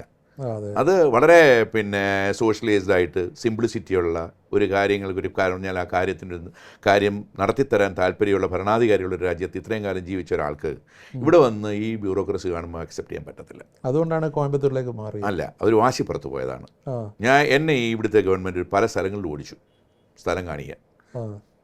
ഒരിടത്ത് ചെല്ലുമ്പോൾ അവിടെ വെള്ളമില്ലാത്ത കഴിയുമ്പോൾ വേറെ ഇടത്ത് പോകുമ്പോൾ അവിടെ ഇവിടെ പവറില്ല. പവർ എടുത്തുമ്പോൾ ഗ്യാസില്ല. ഗ്യാസുള്ളിടത്ത് ചെല്ലുമ്പോൾ സ്ഥലം അതിൻ്റെ തലം എങ്ങനെയാണ് കിടക്കുന്നത് പോലും പറഞ്ഞു തരാനുള്ള ഉദ്യോഗസ്ഥന്മാരില്ല. പിന്നെ പല ഉദ്യോഗസ്ഥന്മാരെയും നമ്മൾ ഉപദേശിച്ചത് എന്താണ്, എന്തിനാ ഇങ്ങോട്ട് വരുന്നേ, നല്ല രീതിയിലവിടെ ജീവിച്ചു പോയില്ലേ ആര് സാറേ, നിങ്ങൾക്ക് വേറെ പണിയൊന്നും ഇല്ലെന്ന് ചോദിച്ച ഉദ്യോഗസ്ഥന്മാരുണ്ട് ഈ കേരളത്തിൽ. അപ്പോൾ നമ്മൾ എന്താണ് അവർ ചെയ്യുന്നത്, ഡീമോറലൈസ് ചെയ്യാണ്. എന്തിനാണെന്ന് എന്നെ കണക്കുള്ള ഒരാൾ സുഖമായി അന്തസ്സായി സകുടുംബം ഒരു പ്രശ്നവുമില്ലാതെ എനിക്ക് നാട്ടിൽ ചെയ്യാൻ പറ്റുന്ന ഏതെങ്കിലും ചെയ്യാൻ പറ്റുന്നുണ്ട്, എനിക്ക് അവിടെ ജീവിക്കേണ്ട പോലെ ജീവിക്കാനും പറ്റുന്നുണ്ട്, എൻ്റെ സ്റ്റാറ്റസ് എനിക്ക് മെയിൻറ്റെയിൻ ചെയ്യാൻ ജീവിച്ചു പോകാൻ പറ്റുന്നുണ്ട്, എനിക്കൊരുത്തരൊരു വർത്തമാനം പറയാൻ പേടിക്കണ്ട. അങ്ങനെ ഒരു സിറ്റുവേഷൻ ഞാൻ എന്തിന് ഇങ്ങോട്ട് വരണം? പക്ഷേ എനിക്കൊരു വാശിയുണ്ടായിരുന്നു. എന്നെ ഇവിടെ വിളിച്ചു വരുത്തിയപ്പോൾ എന്നെ ഇവിടെ നിലനിർത്തേണ്ടത് ഇത് വിളിച്ചു വരുത്തിയുടെ കൂടെ ഉത്തരവാദിത്തമാണ്. തീർച്ചയായിട്ടും. അവരതിൽ കാണിച്ച വീഴ്ചയ്ക്ക് ഞാൻ എന്ത് ചെയ്തു? കോയമ്പത്തൂർ നടന്നുകൊണ്ടിരുന്ന ഫാക്ടറി പോയി വിലയ്ക്ക് വാങ്ങിച്ചു. എന്നിട്ട് ആ ഫാക്ടറി ഞാൻ നടത്താൻ തുടങ്ങിയത് വളരെ സക്സസ്ഫുൾ ആയിട്ട് 180 കിലോന് ആൾക്കാർ അവിടെ ജോലി ചെയ്യുന്നുണ്ട്. അവിടെ ബ്യൂറോക്രസിയുടെ ഉപദ്രവം ഇല്ല. അവിടെ അങ്ങനൊരു സാധനമില്ല. അവിടെ ആരും നിങ്ങളുടെ അടുത്തോട് വരുന്നില്ല. ഒരിക്കൽ രജിസ്ട്രേഷൻ കമ്പനി ഓണ തുടങ്ങി കഴിഞ്ഞാൽ ഒരു രാഷ്ട്രീയക്കാരൻ നിങ്ങളുടെ അടുത്തോട് കയറി വരികയില്ല, ഒരു പിരിവുകാരൻ നിങ്ങളുടെ അടുത്തോട് കയറി വരത്തില്ല, ഒരു ഗുണ്ട നമ്മുടെ ഫാക്ടറിക്ക് അത് കയറി വരത്തില്ല. പിന്നെ നമുക്ക് എന്തെങ്കിലുമൊക്കെ നമ്മൾ കൊടുക്കാറുണ്ടെങ്കിൽ വല്ല എന്താ ആഘോഷ വേഷങ്ങളിലൊക്കെ ഏതെങ്കിലും ആൾക്കാർ വന്ന് എന്തെങ്കിലുമൊക്കെ ചോദിച്ച സംഭവം വെച്ചാൽ കൊടുക്കുന്നതിനപ്പുറത്തോട്ട് ഞാൻ എൻ്റെ ഓഡിറ്റ് റിപ്പോർട്ട് കാണിക്കാം. No issue, very friendly, very lovely. അപ്പോൾ താങ്കൾ നൂറ്റാണ്ട് മുമ്പ് ഗൾഫിൽ പോകുമ്പോൾ ഗൾഫ് ബൂമിൻ്റെ ഒരു കാലമായിരുന്നു. ഗൾഫ് ബൂം അവസാനിച്ചോ? ഇപ്പോൾ ഈ നൂറ്റാണ്ട് ഭൂമിങ് വീണ്ടും എല്ലാ രാജ്യങ്ങളും ബൂം ചെയ്യാണ്. അടുത്ത 5 കൊല്ലക്കാലം എന്ന് പറയുന്നത് ഗൾഫിൻ്റെ പുഷ്കര സമയം എന്ന് പറയും മലയാളത്തിൽ പറഞ്ഞാൽ. ഗൾഫിൽ തൊഴിലവസരം കൂടുകയാണ് ഇഷ്ടം പോലെ. ചിലർ ഈ പ്രാദേശികവാദം ഉള്ളതുകൊണ്ട് കുറേ ചില പ്രശ്നങ്ങളൊക്കെ പ്രാദേശികവാദം ഒന്നുമില്ല. അവിടെയുള്ള ലോക്കൽസിന് ജോലി കൊടുക്കണം എന്നുള്ള അത് 10% അത്രേ ഉള്ളൂ. നിങ്ങളുടെ 100 പേരിലുള്ള 10 അത് ഒരു വരത്തില്ല. അവർ നമ്മുടെ കമ്പനിയിലൊന്നും ജോലി ചെയ്യാൻ അവർക്ക് താല്പര്യമൊന്നുമില്ല. അവർ ഗവൺമെൻറ് ജോലികളിലും അവർക്ക് അവരുടേതായ ചില വിഷൻസും കാര്യങ്ങളൊക്കെ ഉണ്ട്. അവരനുസരിച്ച് ജീവിക്കുന്ന ആൾക്കാർ. അതൊന്നും നമ്മളെ ബാധിക്കുന്നേ ഇല്ല. ഇപ്പോൾ ഏത് മേഖലയിലായിരിക്കും കൂടുതൽ തൊഴിലവസരങ്ങൾ ഇനി വരാൻ പോകുന്നത്? Industries, real estate. Real estate improve ചെയ്യാന്ന് പറയുമ്പോൾ അതിന് പാരലായിട്ട് ഒത്തിരി ഇൻഡസ്ട്രികൾ ഡെവലപ്പ് ആവും, ഇല്ലേ? പോപ്പുലേഷൻ കൂടുകയാണ്. ഇവിടുത്തെ ലോകത്തെ എല്ലാ ആൾക്കാരും വരുന്നത് ഇപ്പോൾ ദുബൈയിലോട്ടാണ്. UAE വന്ന് സെറ്റിൽ ചെയ്യാനാണ് ആൾക്കാർക്ക് ഇഷ്ടം. അത്രയും ഭംഗിയുള്ളൊരു രാജ്യം, അത്രയും നമ്മുടെ ലൈഫ് സ്റ്റൈൽ മെയിൻറ്റെയിൻ ചെയ്യാൻ പറ്റുന്ന ജീവിക്കാൻ പറ്റിയ നാട്. അപ്പം ആൾക്കാർ തള്ളും അങ്ങോട്ട്. ഗൾഫ് ബൂം അവസാനിച്ചിട്ടില്ല, പുഷ്കലകാലം. ഗൾഫ് ബൂമിൻ്റെ പുഷ്കലകാലമാണ് ഇനി അടുത്ത 5 കൊല്ലം. അടുത്ത 5 കൊല്ലം ആ 5 കൊല്ലം കൊണ്ടുവരുന്ന. ഇപ്പം ഞാൻ ഒരു കാര്യം പറയാം. ഈ പ്രാവശ്യം മുതൽ, ഈ വർഷം മുതൽ അവർ കോർപ്പറേറ്റ് ടാക്സ് ഇൻട്രൊഡ്യൂസ് ചെയ്തിട്ടുണ്ട്. നമ്മുടെ മൊത്തം വരുമാനത്തിൻ്റെ 10% നമ്മൾ ഗവൺമെൻറ് പേ ചെയ്യണം. ആ 10% തിരിച്ച് നമ്മളിലോട്ട് തരികയാണ്. അത് ശരി. നമ്മുടെ നാട്ടിലെ പോലെ പൈസ എങ്ങോട്ട് പോയി എന്ന് ചോദിക്കേണ്ട ഗതികേട് അവിടെ ഇല്ല. നമ്മൾ നമ്മുടെ മുമ്പിൽ കാണുകയാണ്. നമുക്ക് കാണാം UAE എന്ന് പറയുന്നൊരു രാജ്യം. ഞാൻ അവിടെ ചെല്ലുന്നത് 2000-ലാണ്. ഈ 2000 മുതൽ 2024 അവസാനം വരെ ആ രാജ്യത്തിനുണ്ടായിട്ടുള്ള കാഴ്ചപ്പാടുകൾ, ആ ഒരു വിഷൻ, അവരത് ചെയ്തിരിക്കുന്ന രീതികൾ, അത് നമ്മളിൽ എത്തിച്ചിരിക്കുന്ന രീതികൾ, അത് വളരെ വ്യക്തമല്ലേ? നമുക്ക് നേരിട്ട് കാണാൻ പറ്റുന്നൊരു കാര്യമല്ലേ? വേറെ ആളോ നമ്മൾ റെക്കമെൻഡ് ചെയ്യുന്ന കാര്യമല്ലോ. ആൾക്കാർ അങ്ങോട്ട് ചെല്ലുകയല്ലേ, അവരാരെയും വിളിക്കുന്നില്ലല്ലോ വാ എന്ന് പറഞ്ഞിട്ട്. ഞാൻ വരിക എന്ന് പറഞ്ഞു തരുന്ന വ്യത്യാസമില്ലേ? വരൂ എന്ന് പറഞ്ഞിട്ട് പോകുന്നതും വരികയാണെന്ന് പറഞ്ഞിട്ട് പോകുന്ന തമ്മിലുള്ള വ്യത്യാസമില്ലേ? That is very clear. താങ്കളുടെ എക്സ്പാൻഷൻ പ്ലാൻസ് എന്താണ് ഇനി പുതിയ വർഷം? എൻ്റെ ഇപ്പോഴത്തെ ഔട്ട്പുട്ട് ഒരു മാസം എന്ന് പറയുന്നത് 6500 ടൺസ് പെർ മന്ത് ആണ്. 2025 ഡിസംബറിലാകുമ്പോഴത്തോട്ട് 10,000 ടൺസ് പെർ മന്ത് ആവും. അത്രയും കൂടും. അതെ. അപ്പം ഞാൻ ഒരു 300 മില്യൺ വീണ്ടും അവിടെ ഇൻവെസ്റ്റ് ചെയ്യുകയാണ്. അപ്പം ഞാനൊരു ഗോൾഡൻ വിസ ഹോൾഡറാണ്. എനിക്കൊരു സ്പോൺസറൊന്നുമില്ല. എനിക്ക് സ്പോൺസർ ചെയ്യാം. അങ്ങനെ ഒരു ഫെസിലിറ്റി അവർ തന്നിട്ടുണ്ട്. അപ്പം എനിക്ക് അവിടെ എന്ത് ഇൻവെസ്റ്റ് ചെയ്യാനും പേടിക്കേണ്ട കാര്യമില്ല. മനസ്സിലായില്ലേ? എന്നോട് നാളെ ആരും ചോദിക്കത്തില്ല, എൻ്റെ മക്കളോടാരും നാളെ ചോദിക്കത്തില്ല, നിനക്ക് എവിടുന്ന് കിട്ടി ഈ പണം, നീ കള്ളത്തരത്തിൽ കൂടാണോ ഇത് ഉണ്ടാക്കിയെന്ന്. പണമാണ്. അതിന് അക്കൗണ്ടബിലിറ്റി ഉണ്ട് സാർ. നമ്മൾ എന്തുണ്ടാക്കുന്നതിനും അക്കൗണ്ടബിലിറ്റി ഉള്ളപ്പോൾ നമുക്ക് ആരെ പേടിക്കാനാ? ആ നിലയ്ക്ക് തൊഴിലവസരവും കൂടുമല്ലോ. അതല്ലേ താങ്കളുടെ സ്ഥാപനം. ഞാൻ ഈ വർഷം മാത്രം എനിക്ക് 800 ചില ആൾക്കാരെ വീണ്ടും റിക്രൂട്ട് ചെയ്യേണ്ടി വരും. എൻ്റെ എല്ലാ സ്ഥാപനങ്ങളും കൂടെ. അതാണ് എൻ്റെ കാൽക്കുലേഷൻ. ഞാൻ എപ്പോഴും ഇൻഡസ്ട്രി ഡെവലപ്പ് ചെയ്യുമ്പോൾ ആലോചിച്ചിട്ടുള്ളത് തൊഴിൽ കൂടെ കൊടുക്കുക എന്നുള്ളതാണ്. അല്ലാതെ ഞാൻ വെച്ചിട്ടെ സാർ, എനിക്ക് സാർ എനിക്ക് കാശ്, എൻ്റെ പിള്ളേർക്ക് എന്തിനാ കാശ്? അല്ലേ? പണമുണ്ടെങ്കിൽ എന്ത് ചെയ്യാം? പണമുണ്ടെങ്കിൽ അഹങ്കാരിക്കാതിരുന്നാൽ മതി. പണം ഉണ്ടായത് നിങ്ങളുടെ മാത്രം കഴിവാണെന്ന് നിങ്ങൾ വിചാരിക്കുമ്പോഴാണ് നിങ്ങൾക്ക് അഹങ്കാരം വരുന്നത്. ഈ പണം നിങ്ങളിലോട്ട് എത്തണമെങ്കിൽ എല്ലാവരും അധ്വാനിക്കുന്നവരല്ലേ? എത്രയോ മില്യൺസ് ആൾക്കാർ ഈ ലോകത്തുണ്ട്, ഇല്ലേ? ബില്യൺ കണക്കിന് ആൾക്കാരുണ്ട്. ഇവരിൽ എല്ലായിടത്തും പണം എന്താ എത്താത്തേ? ദൈവത്തിന് അറിയാം ആരെ ഏൽപ്പിക്കണം, ആരെ ഏൽപ്പിക്കരുതെന്ന്. പിന്നെ ഏൽപ്പിച്ചിട്ടുള്ളവൻ അത് മിസ്യൂസ് ചെയ്യപ്പെട്ടിട്ടുണ്ടെങ്കിൽ അതും അവൻ അനുഭവിക്കും. ഏൽപ്പിച്ചിട്ടുള്ളവന് ചില ഉത്തരവാദിത്തങ്ങളൂടെ ഉണ്ട്. അത് നിർവഹിക്കുക എന്നുള്ളതിൻ്റെ കർത്തവ്യമാണ്. ആ കർത്തവ്യത്തിൽ നിലനിൽക്കാത്തവൻ അധപ്പതിക്കുന്നത് നമ്മൾ കാണുന്നില്ലേ? അതൊക്കെ അതിൻ്റെ വ്യക്തമായ കാഴ്ചപ്പാടുകളുള്ളതല്ലേ? അപ്പം നമ്മൾ നമ്മളിലോട്ട് കിട്ടിയിരിക്കുന്ന വരദാനമായി കിട്ടുന്നതായിട്ടുള്ള കാര്യങ്ങളെല്ലാം നമ്മുടെ സ്വന്തം കഴിവുകൊണ്ടാണ് എന്ന് നീ വിചാരിച്ചിട്ടുണ്ടെങ്കിൽ നീ മൂഢനാണെന്ന് ഞാൻ പറയുള്ളൂ. ഒരു ടീം ഇല്ലാതെ എനിക്ക് വർക്ക് ചെയ്യാൻ പറ്റുമോ? ഇല്ലേ? ഒരു ഗവൺമെൻറ് സപ്പോർട്ടില്ല എനിക്ക് വർക്ക് ചെയ്യാൻ പറ്റുമോ? പറ്റുമോ? എല്ലാവരുടെയും സഹകരണം വേണം. അതെ, ദൈവാധീനമില്ല എനിക്ക് വർക്ക് ചെയ്യാൻ പറ്റുമോ? ഞാൻ വർക്ക് ചെയ്തുകൊണ്ട് എനിക്ക് ഗുണം ഉണ്ടായിക്കൊണ്ട് നിർബന്ധമുണ്ടോ? ലോട്ടറി എടുക്കുന്നവർക്കെല്ലാം അടിക്കുന്നുണ്ടോ? ഇല്ല. അപ്പം ഇതെല്ലാം നമ്മൾ മനസ്സിലാക്കി വേണ്ട ജീവിക്കാൻ. നമ്മുടെ ജീവിതത്തിൽ മനസ്സിലാക്കേണ്ട ഒത്തിരി കാര്യങ്ങളുണ്ട്. ഇതൊന്നും മനസ്സിലാക്കാതെ എന്തെങ്കിലും കുറേ കാശായി കഴിയുമ്പോൾ കുറേ CEO അപ്പോയിൻറ്റ് ചെയ്ത് വിട്ടേച്ച് ഇവനൊക്കെ പറന്ന് നടക്കും. അവസാനം ഇത് കുട്ടിച്ചോറാവും, അല്ലെങ്കിൽ ഇത് IPOയ്ക്ക് പോവും. താങ്കൾ എപ്പോഴും ജോലി ചെയ്യാണ്? ഞാൻ എൻ്റെ അവസാന ശ്വാസം വരെയും ജോലി ചെയ്യും. അതിന് യാതൊരു സംശയം വേണ്ട. യെസ്, ഞാൻ ജോലി ചെയ്യുന്നതുകൊണ്ടാണ് എൻ്റെ സ്ഥാപനം നിലനിൽക്കുന്നത്. അടിയുറച്ച് വിശ്വസിക്കുന്ന ഒരാളാണ് ഞാൻ. ഇപ്പോൾ എൻ്റെ ഒരു എംപ്ലോയിക്ക് ഒരു ഡൗട്ട് വന്നാൽ അവന് നേരിട്ട് എൻ്റെ അടുത്ത് വരാം, സാറേ ഇന്ന ഒരു പ്രശ്നം വന്നിട്ടുണ്ട്, ഇതിനെന്താണ് പോംവഴി. ആ ഫ്രാക്ഷൻ ഓഫ് എ സെക്കൻഡിൽ എനിക്ക് അവന് ആൻസർ കൊടുക്കാൻ പറ്റുന്നുള്ളതാണ് എൻ്റെ ഒരു കോൺഫിഡൻസ്.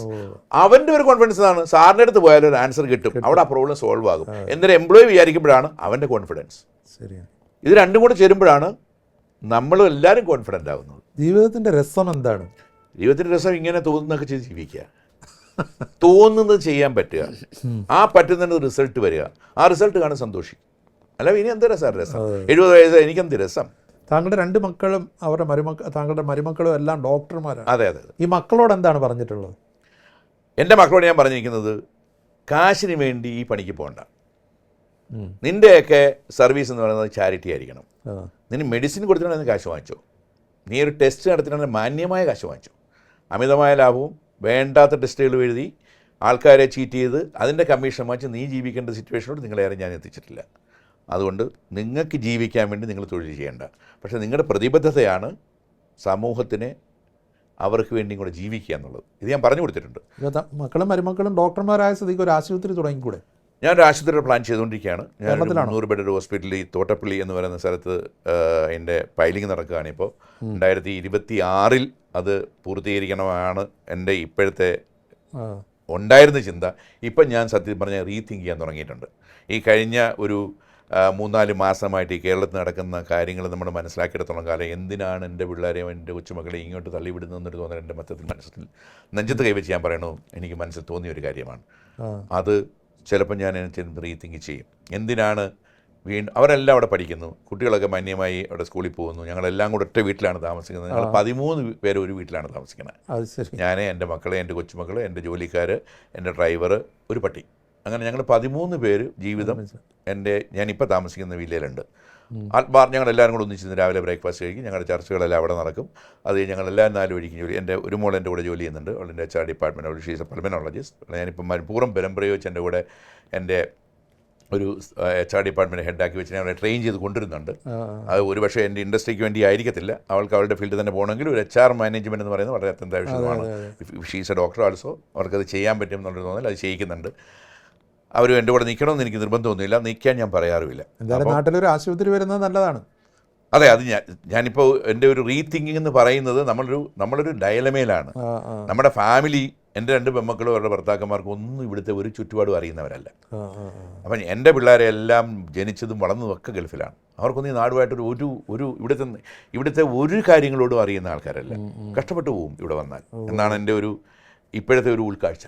അത് എന്തുമാത്രം ശരിയാവുമെന്ന് എനിക്കറിയില്ല. പണ്ട് പഠിക്കുന്ന കാലത്ത് നാടകങ്ങളിലൊക്കെ അഭിനയിച്ചിരുന്നു. ഉണ്ട്. പിന്നീട് 2 സിനിമ നിർമ്മിക്കുകയും ചെയ്തു. രഘുവിൻ്റെ സ്വന്തം റസിയ, എന്നാലും ശരത്, ഒന്ന് വിനയനും ഒന്ന് ബാലചന്ദ്രമേനോനും സംവിധാനം ചെയ്തു. അതെങ്ങനെ ഉണ്ടായിരുന്നു ആ അനുഭവം? അനുഭവത്തിന് എനിക്ക് വലിയ കാര്യമൊന്നും പറയാനില്ല. കാര്യം ഞാൻ അതിനകത്ത് ഒന്നിനും ഇടപെട്ടിട്ടുള്ള ഒരാളല്ല. നിങ്ങൾക്ക് എന്നെ ഒരു പ്രൊഡ്യൂസർ എന്ന് വിളിക്കുന്നതിന് പകരം ഒരു ഫൈനാൻസർ എന്ന് വിളിക്കുന്നതായിരിക്കും നല്ലത്. ഞാൻ അവർക്ക് വേണ്ടുന്ന പൈസ കൊടുത്തിട്ടുണ്ട്, ആ പൈസ കൊണ്ട് അവരത് ചെയ്തിട്ടുണ്ട്, അവരത് സ്ക്രീനിൽ എത്തിച്ചിട്ടുണ്ട്. അത് ആൾക്കാർ കണ്ടില്ലെങ്കിൽ അത് ആൾക്കാരുടെ പ്രശ്നമാണെന്ന് വിശ്വസിക്കുന്ന ആളാണ് ഞാൻ. രണ്ടും നല്ല സിനിമയായിരുന്നു. സാമ്പത്തികമായിട്ട് പക്ഷേ വിജയം കൈവരിച്ചു ഒന്നും കിട്ടില്ല എനിക്ക്, പക്ഷേ അവർ നഷ്ടമായിട്ടൊന്നും എനിക്ക് തോന്നുന്നില്ല. ഇപ്പോൾ സാറിനോട് ചോദിച്ചില്ലേ, അതല്ലേ എൻ്റെ ബെനിഫിറ്റ്. അപ്പം ഞാൻ അവിടെയും കൈവച്ചു എന്ന് പറയുന്നത് ആ പോയ കാശ് വെച്ച് കമ്പയർ ഒന്നുമില്ല. ഇനി സിനിമ നിർമ്മിക്കാൻ ആലോചന ഉണ്ടോ? നല്ല പടങ്ങളാണ്, നല്ല സബ്ജക്റ്റ് വന്നാൽ തീർച്ചയായിട്ടും ചെയ്യും. എൻ്റെ വീട്ടുകാരൊക്കെ അതിനെതിരാണ്, പക്ഷേ എന്നാലും നല്ല സബ്ജക്റ്റാണ്. സമൂഹത്തിന് എന്തെങ്കിലും അതുകൊണ്ട് പ്രയോജനം ഉണ്ടാകുന്ന കാണുകയാണെങ്കിൽ തീർച്ചയായിട്ടും ചെയ്യും. ഒരു ഇൻഡസ്ട്രി എന്ന് പറയുമ്പോൾ നമ്മുടെ കാശ് മാത്രം ആലോചിക്കുന്നുണ്ടാണ് നമുക്ക് നഷ്ടമെന്ന് പറയുന്നത്. സാറേ, ഞാൻ ആ ഒരു പടം എടുക്കുമ്പം ഒരു 5 കോടി രൂപ അന്ന് മുടക്കിയിട്ടുണ്ടെങ്കിൽ ആ 5 കോടിയിൽ കൂടി വന്ന ഒരു 50 ലക്ഷം രൂപ അല്ലെങ്കിൽ 30 ലക്ഷം രൂപ പ്രൊഡ്യൂസർ അതിൻ്റെ ഡയറക്ടർക്ക് ചെന്ന് കാണും. ബാക്കിയൊക്കെ ചെന്ന് പബ്ലിക്കിലോട്ടാണ്. അവരതുകൊണ്ട് ജീവിച്ചു എന്നുള്ളതാണ്. അതുകൊണ്ട് നമ്മൾ കമ്പയർ ചെയ്യണം. നമ്മുടെ നഷ്ടം വേറെ ലാഭമായി കഴിഞ്ഞാൽ കോംപ്രമൈസ് ആയില്ലേ? നമ്മൾ അങ്ങനെ ചിന്തിക്കുമ്പോൾ നമുക്ക് നഷ്ടമില്ലല്ലോ. ഈ നാടകത്തോടുള്ള കമ്പം വിട്ടോ അതോ? നാടകത്തോടുള്ള കമ്പം എന്ന് പറഞ്ഞാൽ അന്ന് ചെറുപ്പകാലങ്ങളിൽ ഞാൻ സ്കൂൾ നാടകങ്ങളിൽ കൂടെ വന്ന് എന്നെ പഠിപ്പിച്ചിരുന്ന ഒരു സാർ, എൻ്റെ ഒരു ഡ്രോയിങ് മാസ്റ്ററുണ്ട്, ശിവസാർ എന്ന് പറയും. അദ്ദേഹമാണ് എന്നെ നീ നന്നായിട്ട് അഭിനയിക്കും, നീ ഇതിനകത്ത് വേണം പറഞ്ഞ് എന്നെ അതുകൊണ്ട് ഇടപെടുത്തിയത്. അതൊരു 10-20 വയസ്സായപ്പോൾ അതിൻ്റെ പോക്ക് കണ്ടപ്പോൾ എനിക്ക് തോന്നി ഞാൻ രക്ഷപ്പെടുകയില്ല. അങ്ങനെയാണ് ഞാൻ ഇവിടുന്ന് വിട്ട് ഗൾഫിൽ പോകുന്നത്. പിന്നെ സംവിധാനം വിനയനൊക്കെ ഞങ്ങൾ ഒന്നിച്ച് പഠിച്ചാണ്. അതെ അതെ. ഇപ്പൊ താങ്കളുടെ വിനയൻ്റെ സഹോദരിയും വിനയൻ്റെ ബ്രദറിലെയും എൻ്റെ വളരെ അടുത്ത് എൻ്റെ മനസ്സിനോടടുത്ത് ചേർന്ന് നിൽക്കുന്ന 2 ഗുരുനാഥന്മാരാണ്. ശരി. താങ്കളുടെ ജീവിതകഥ ഹരികഥ, അതെ, അത് വായിച്ചു കഴിഞ്ഞാൽ അതിൻ്റെ ഒരു അടിസ്ഥാന ഘടകം താങ്കളുടെ സൗഹൃദങ്ങൾക്ക് താങ്കൾ കൽപ്പിക്കുന്ന വില, അതെ അതെ, അത് വളരെ വലുതാണ്. താങ്കളുടെ പഴയ സുഹൃത്തുക്കളുടെ ആ വല എൻ്റെ കൂടെ 4 വയസ്സും 5 വയസ്സും ഉള്ളപ്പം നടന്നുകൊണ്ടിരുന്നവരാണ് ഇപ്പോഴും എൻ്റെ സുഹൃത്തുക്കൾ. എനിക്ക് പുതിയ സുഹൃത്തുക്കളില്ല. കാര്യം ഞാൻ പുതിയ സുഹൃത്തുക്കളെ തപ്പി പോയിട്ടില്ല. പുതിയ സുഹൃത്തുക്കളെ തപ്പിപ്പോയ എൻ്റെ ലെവൽ വേറെയാണ്. ആ ലെവലിനേക്കാൾ എനിക്കിഷ്ടം എൻ്റെ കൂടെ ചെറുപ്പകാലങ്ങളിൽ സൈക്കിളിൽ വെട്ടി നടന്നവരും വട്ടി കളിച്ച് നടന്നവരൊക്കെയാണ്. ആത്മാർത്ഥമായി എന്നെ സ്നേഹിക്കുന്നതിന് വിശ്വസിക്കുന്ന ഒരാളാണ് ഞാൻ. വന്ന വഴി മറന്നിട്ടില്ല. അതെങ്ങനെ മറക്കാൻ പറ്റും? നൊസ്റ്റാൾജിയാണോ ഇപ്പോഴും? അവിടെ ഇരിക്കുമ്പോൾ ഇങ്ങോട്ട് വരണമെന്ന് തോന്നാറുണ്ടോ എപ്പോഴും? ഞാൻ അവിടെ ഇരിക്കുമ്പോഴും മിനിമം എൻ്റെ വൈഫിനോട് ചോദിച്ചറിയാൻ, രാവിലെ 5 മണിക്ക് ഞാൻ എഴുന്നേക്കും, 6 മണിക്ക് ഞാൻ എക്സസൈസ് ചെയ്യാൻ കയറും. ആ 1 മണിക്കൂർ ടെലിഫോണിൽ കൂടെ എൻ്റെ എല്ലാ പഴയ സുഹൃത്തുക്കളുമായിട്ട് ഞാൻ ഡെയിലി സംസാരിക്കുന്ന ആളാണ്. ഓ അത് ശരി. അവരോടെല്ലാം ഞാൻ ഇവിടുത്തെ ഓരോ കാര്യങ്ങളും അറിഞ്ഞ് മനസ്സിലാക്കുന്ന ആളാണ്. ആർക്കൊക്കെ എന്തെങ്കിലും സഹായം വേണമെന്നൊക്കെ പറയുന്നത് ഞാൻ 3-4 പേരെ ഇടപെടുത്തിയിട്ടുണ്ട്. അവരാ നാട്ടിലുള്ള കാര്യങ്ങൾ പറഞ്ഞ് മനസ്സിലാക്കി എന്നെ അറിയിച്ചിട്ട് അവരുടെ പേരിലാണ് ഞാൻ പൈസ അയച്ചു കൊടുത്ത് അവരാണ് ഇത് ചെയ്യുന്നത്. അപ്പോൾ അത്രയും ഇൻവോൾവ്മെൻറ്റ് എല്ലാ ദിവസവും രാവിലെ 1 മണിക്കൂറുള്ള ആളാണ് ഞാൻ. ഉണ്ട്. താങ്കളുടെ വിജയത്തിൻ്റെ പിന്നിൽ ഭാര്യയുടെ റോൾ എങ്ങനെയാണ്? എൻ്റെ വിജയത്തിൻ്റെ ഭാര്യ എനിക്ക് തന്നിരിക്കുന്ന ഓപ്പൺ ചെക്ക്. ഭാര്യയുടെ പേര് കലാഹരികുമാർ. അവളൊരു സ്കൂൾ അധ്യാപകൻ്റെയും അധ്യാപികയുടെയും മകളാണ്. അതിൻ്റെ ക്വാളിറ്റി അവൾക്കുണ്ട്. അപ്പം എൻ്റെ ഒരു ബിസിനസ് കാര്യങ്ങളും അവിടെ പറയും. ഇപ്പോൾ എൻ്റെ ഒരു ഫാക്ടറി അവൾ തന്നെയാണ് നോക്കുന്നത്. പക്ഷേ ഒരു കാര്യം എനിക്ക് ജീവിതത്തിൽ പറ്റിയെന്ന് പറഞ്ഞാൽ, എൻ്റെ 2 മക്കളും വളർന്ന് അവർ പഠിച്ച് കഴിയുന്നവരെ ഇവിടെ ഞാൻ ഒരു ജോലിക്കും വിട്ടില്ല. എൻ്റെ കല്യാണം കഴിക്കാൻ വന്ന കോൺട്രാക്റ്റിൽ തന്നെ ഞാൻ പറഞ്ഞിരുന്നത് you cannot go for employment. അതെന്താ അങ്ങനെ ഒരു തീരുമാനം എടുത്തു? എൻ്റെ കുഞ്ഞുങ്ങളെ നോക്കത്തില്ലെന്ന് എനിക്കറിയാം. ജോലിക്ക് പോകുന്ന ആൾക്കാർക്ക് കുഞ്ഞുങ്ങളെ നോക്കാൻ പറ്റില്ല, നേരാവണ്ണം വളർത്താൻ പറ്റില്ല. ഇപ്പോൾ എൻ്റെ കൊച്ചുമക്കളെ വളർത്തുന്നത് ഞാനും എൻ്റെ ഭാര്യയും കൂടെയാണ്. എൻ്റെ മക്കൾക്ക് അവരെ നോക്കാൻ അധികം സമയം കിട്ടാറില്ല. ആ ഒരു കാലഘട്ടത്തിൽ ഇവരെ എൻ്റെ ഭാര്യയാണ് നോക്കിയത്. എൻ്റെ ഭാര്യയെ നോക്കിയ പോലെ തന്നെയാണ് എൻ്റെ ഭാര്യ ഇപ്പോൾ എൻ്റെ കൊച്ചുമക്കളെ നോക്കുന്നത്. ഇപ്പം ഞാൻ ബൈ ഫോഴ്സ് അവളെ അവിടെ കൊണ്ട് ഒരു ഫാക്ടറി ഓപ്പറേറ്റ് ചെയ്യാൻ പറഞ്ഞു. She is successfully managing. I am really എന്താ പറയുക, അഡ്മയർ. ആൻഡ് എനിക്കത് ആദ്യമേ വിടുന്നതായിരുന്നില്ലേ എന്നൊരു തോന്നലും ഒരു ചെറിയ പശ്ചാത്തല കാര്യത്തിന് എനിക്കുണ്ട്. ഇപ്പം തോന്നുന്നുണ്ട്. അത് എൻ്റെ ഒരു സ്വാർത്ഥതയായിരുന്നു. എൻ്റെ കുഞ്ഞുങ്ങളുടെ കാര്യത്തിന് വേണ്ടിയായിരുന്നു. അവളുടെ കുട്ടികളാണ്. എന്നാൽ തന്നെയും കുറച്ചുകൂടെ എസ്റ്റാബ്ലിഷ് ആകുമായിരുന്നു. ഇനി എസ്റ്റാബ്ലിഷ് സമയമുണ്ട്. ഇപ്പോൾ ഈ വഴികളേക്കാൾ 13 വയസ്സിന് ഇളയതാണ്. Of time. ഇപ്പോൾ ഈ വഴികളിലൂടെയൊക്കെ നടക്കുമ്പോൾ, ഈ ശ്രീകൃഷ്ണസ്വാമി ക്ഷേത്രത്തിൻ്റെ ആ റോഡുകളിലൂടെയൊക്കെ പോകുമ്പോൾ എന്താണ് തോന്നുന്നത്? ഹരികുമാർ എന്ന് പറഞ്ഞ ആ ഒരു പഴയ ബാലൻ ഇപ്പോൾ ഈ 70-ാം വയസ്സിൽ ഒരു വലിയ സാമ്രാജ്യത്തിൻ്റെ അധിപനായി മാറി. ലുക്കിംഗ് ബാക്ക് എന്താണ് മനസ്സിൽ എപ്പോഴും തോന്നുന്ന ഒരു ഫീൽ? സാറേ, ലുക്കിംഗ് ബാക്ക് എന്ന് പറഞ്ഞാൽ ഇവിടുത്തെ ഓരോ മണൽത്തരികളും എനിക്ക് സുപരിചിതമാണ് ചെറുപ്പകാലം മുതലേ. കാര്യം ഞാൻ ഈ ഒത്തിരി അമ്പലങ്ങളുടെയും സാമൂഹിക സംഘങ്ങളുടെയൊക്കെ പിരിവിന് വേണ്ടി ഓരോ വീടുകളിലും ഞാൻ 10-20 വയസ്സ് വരെയും കയറി ഇറങ്ങിയിട്ടുള്ളവരാണ്. ഞാൻ ഇവിടുന്ന് വിടുന്നത് വരെയും ഞാൻ ഇവിടുത്തെ ഒത്തിരി സോഷ്യൽ ആക്ടിവിറ്റിയിൽ പെട്ടിരുന്ന ആളാണ്.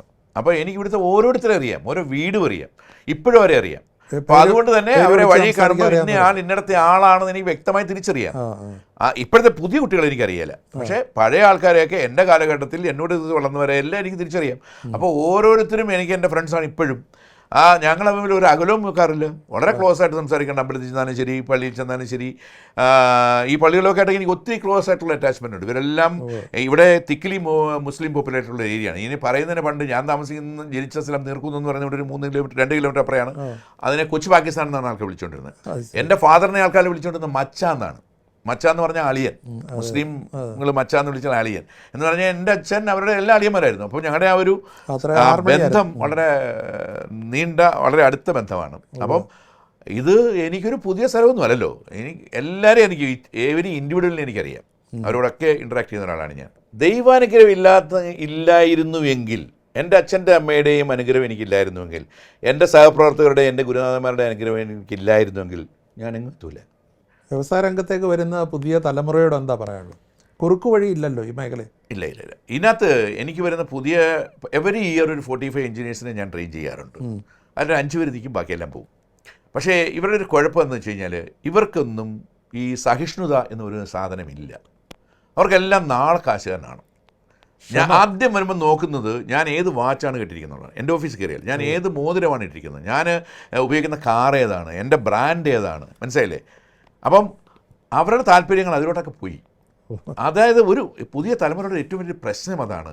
അവർക്ക് ആദ്യമായിട്ടൊരു അടിത്തറ ഉണ്ടാക്കാനുള്ള ഒരു ശ്രമം അവർ കാണുന്നില്ല. ഡിസിഷൻ മേക്കേഴ്സേ അല്ല. അവരൊരു പ്രശ്നത്തിൽ ചെന്നാൽ സ്റ്റക്കായി പോകും. അത് ക്രൈസിസിനെ നേരിടാൻ പറ്റാതാവും. ഡിസിഷൻ എടുക്കാത്തവൻ എങ്ങനെ സാധ്യത രക്ഷപ്പെടാൻ പറ്റും? ഏത് ഡിസിഷൻ റോങ് ആണോ right, you have to take it, isn't it, otherwise it will be stucked. നമ്മുടെ ഒരു സാധനത്തിനെ കൊണ്ട് സ്റ്റക്കാക്കി നിർത്തി കഴിഞ്ഞാൽ ലോകത്തോട് ചെയ്യുന്ന ഒരു ദ്രോഹമല്ലേ?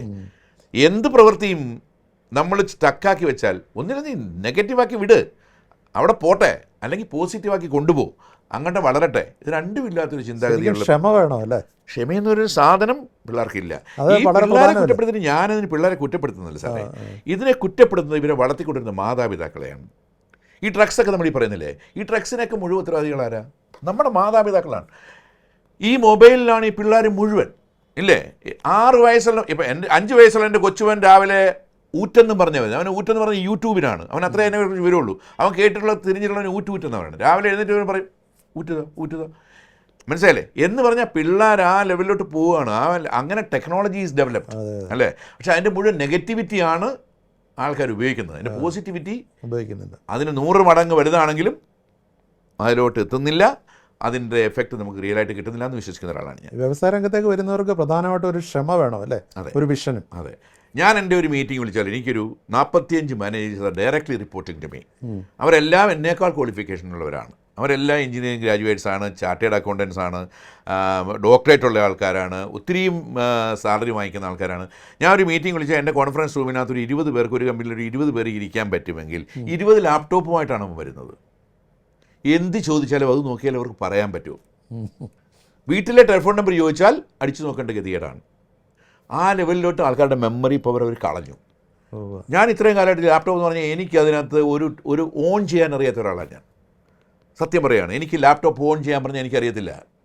എനിക്കെന്ത് ലാപ്ടോപ്പ് കൂടെ എന്തെങ്കിലും കാണിക്കണം, ഞാൻ എടുത്തുകൊണ്ട് പോകും. നമ്മുടെ ലാപ്ടോപ്പ് മൈൻഡിലാണ്, മനസ്സിലുണ്ട്. അപ്പോൾ ഞാനിപ്പോൾ ചിലപ്പോൾ ഈ സെക്യൂരിറ്റി ചെക്കിന് വരുമ്പോഴത്തേക്ക് ചിലപ്പോൾ ഈ സെക്യൂരിറ്റി ഓഫീസർ ചോദിക്കാറുണ്ട്, നിൻ്റെ ബ്രീഫ് കേസിനകത്ത് ലാപ്ടോപ്പ് ഉണ്ടോ എന്ന്. ഞാൻ പറഞ്ഞു this is my laptop. I use to, ഞാൻ അങ്ങനെയാണ് ജോക്ക് ചെയ്യുന്നത് എപ്പോഴും, മനസ്സിലായില്ലേ? അത്രയും നമ്മുടെ മെമ്മറി നമ്മുടെ കൂടെ നിൽക്കുന്നതുകൊണ്ടാണ് ഇതെല്ലാം നമുക്കൊരു കോൺഫിഡൻസ് തരുന്ന കാര്യമല്ലേ സാറേ? എൻ്റെ വീട്ടിലെ ഫോൺ നമ്പർ എനിക്ക് അറിയാമില്ല എന്ന് പറയുന്നത് കോൺഫിഡൻ്റ് ആയിട്ടുള്ള ഒരാളിനെ പറ്റുന്ന കാര്യമാണ്. അവിടെ നമ്മുടെ കോൺഫിഡൻസ് ലൂസ് ആവുമല്ലേ? 8x4 32 എന്ന് പറയാൻ അറിയാമല്ലാത്തവൻ 8x4 എന്ന് കാൽക്കുലേറ്റ് അടിച്ച് നോക്കണമെന്നുണ്ടെങ്കിൽ എന്താണ് അവൻ എന്ത് കോൺഫിഡൻസ് ആണുള്ളത് ജീവിതത്തിൽ, ഇല്ലേ? അത് ഓക്കെ, ടെക്നോളജി ഈസ് ഡെവലപ്പിംഗ്, അതിന് വേറെ ഒത്തിരി ഗുണങ്ങളുണ്ട്. ആ ഗുണങ്ങൾ നിങ്ങൾ അംഗീകരിച്ചോളൂ, അത് ഉപയോഗിച്ചോളൂ. പക്ഷേ എല്ലാം കൊണ്ട് അതിനടിമ വെക്കണമെന്ന് ഞാൻ ചോദിക്കുന്നത്, ഇല്ലേ? അതാണ് നമ്മുടെ രീതി. അപ്പോൾ കൂടുതൽ വിജയങ്ങളിലേക്ക് മുന്നേറട്ടെ. എല്ലാ ആശംസകളും. Thank you.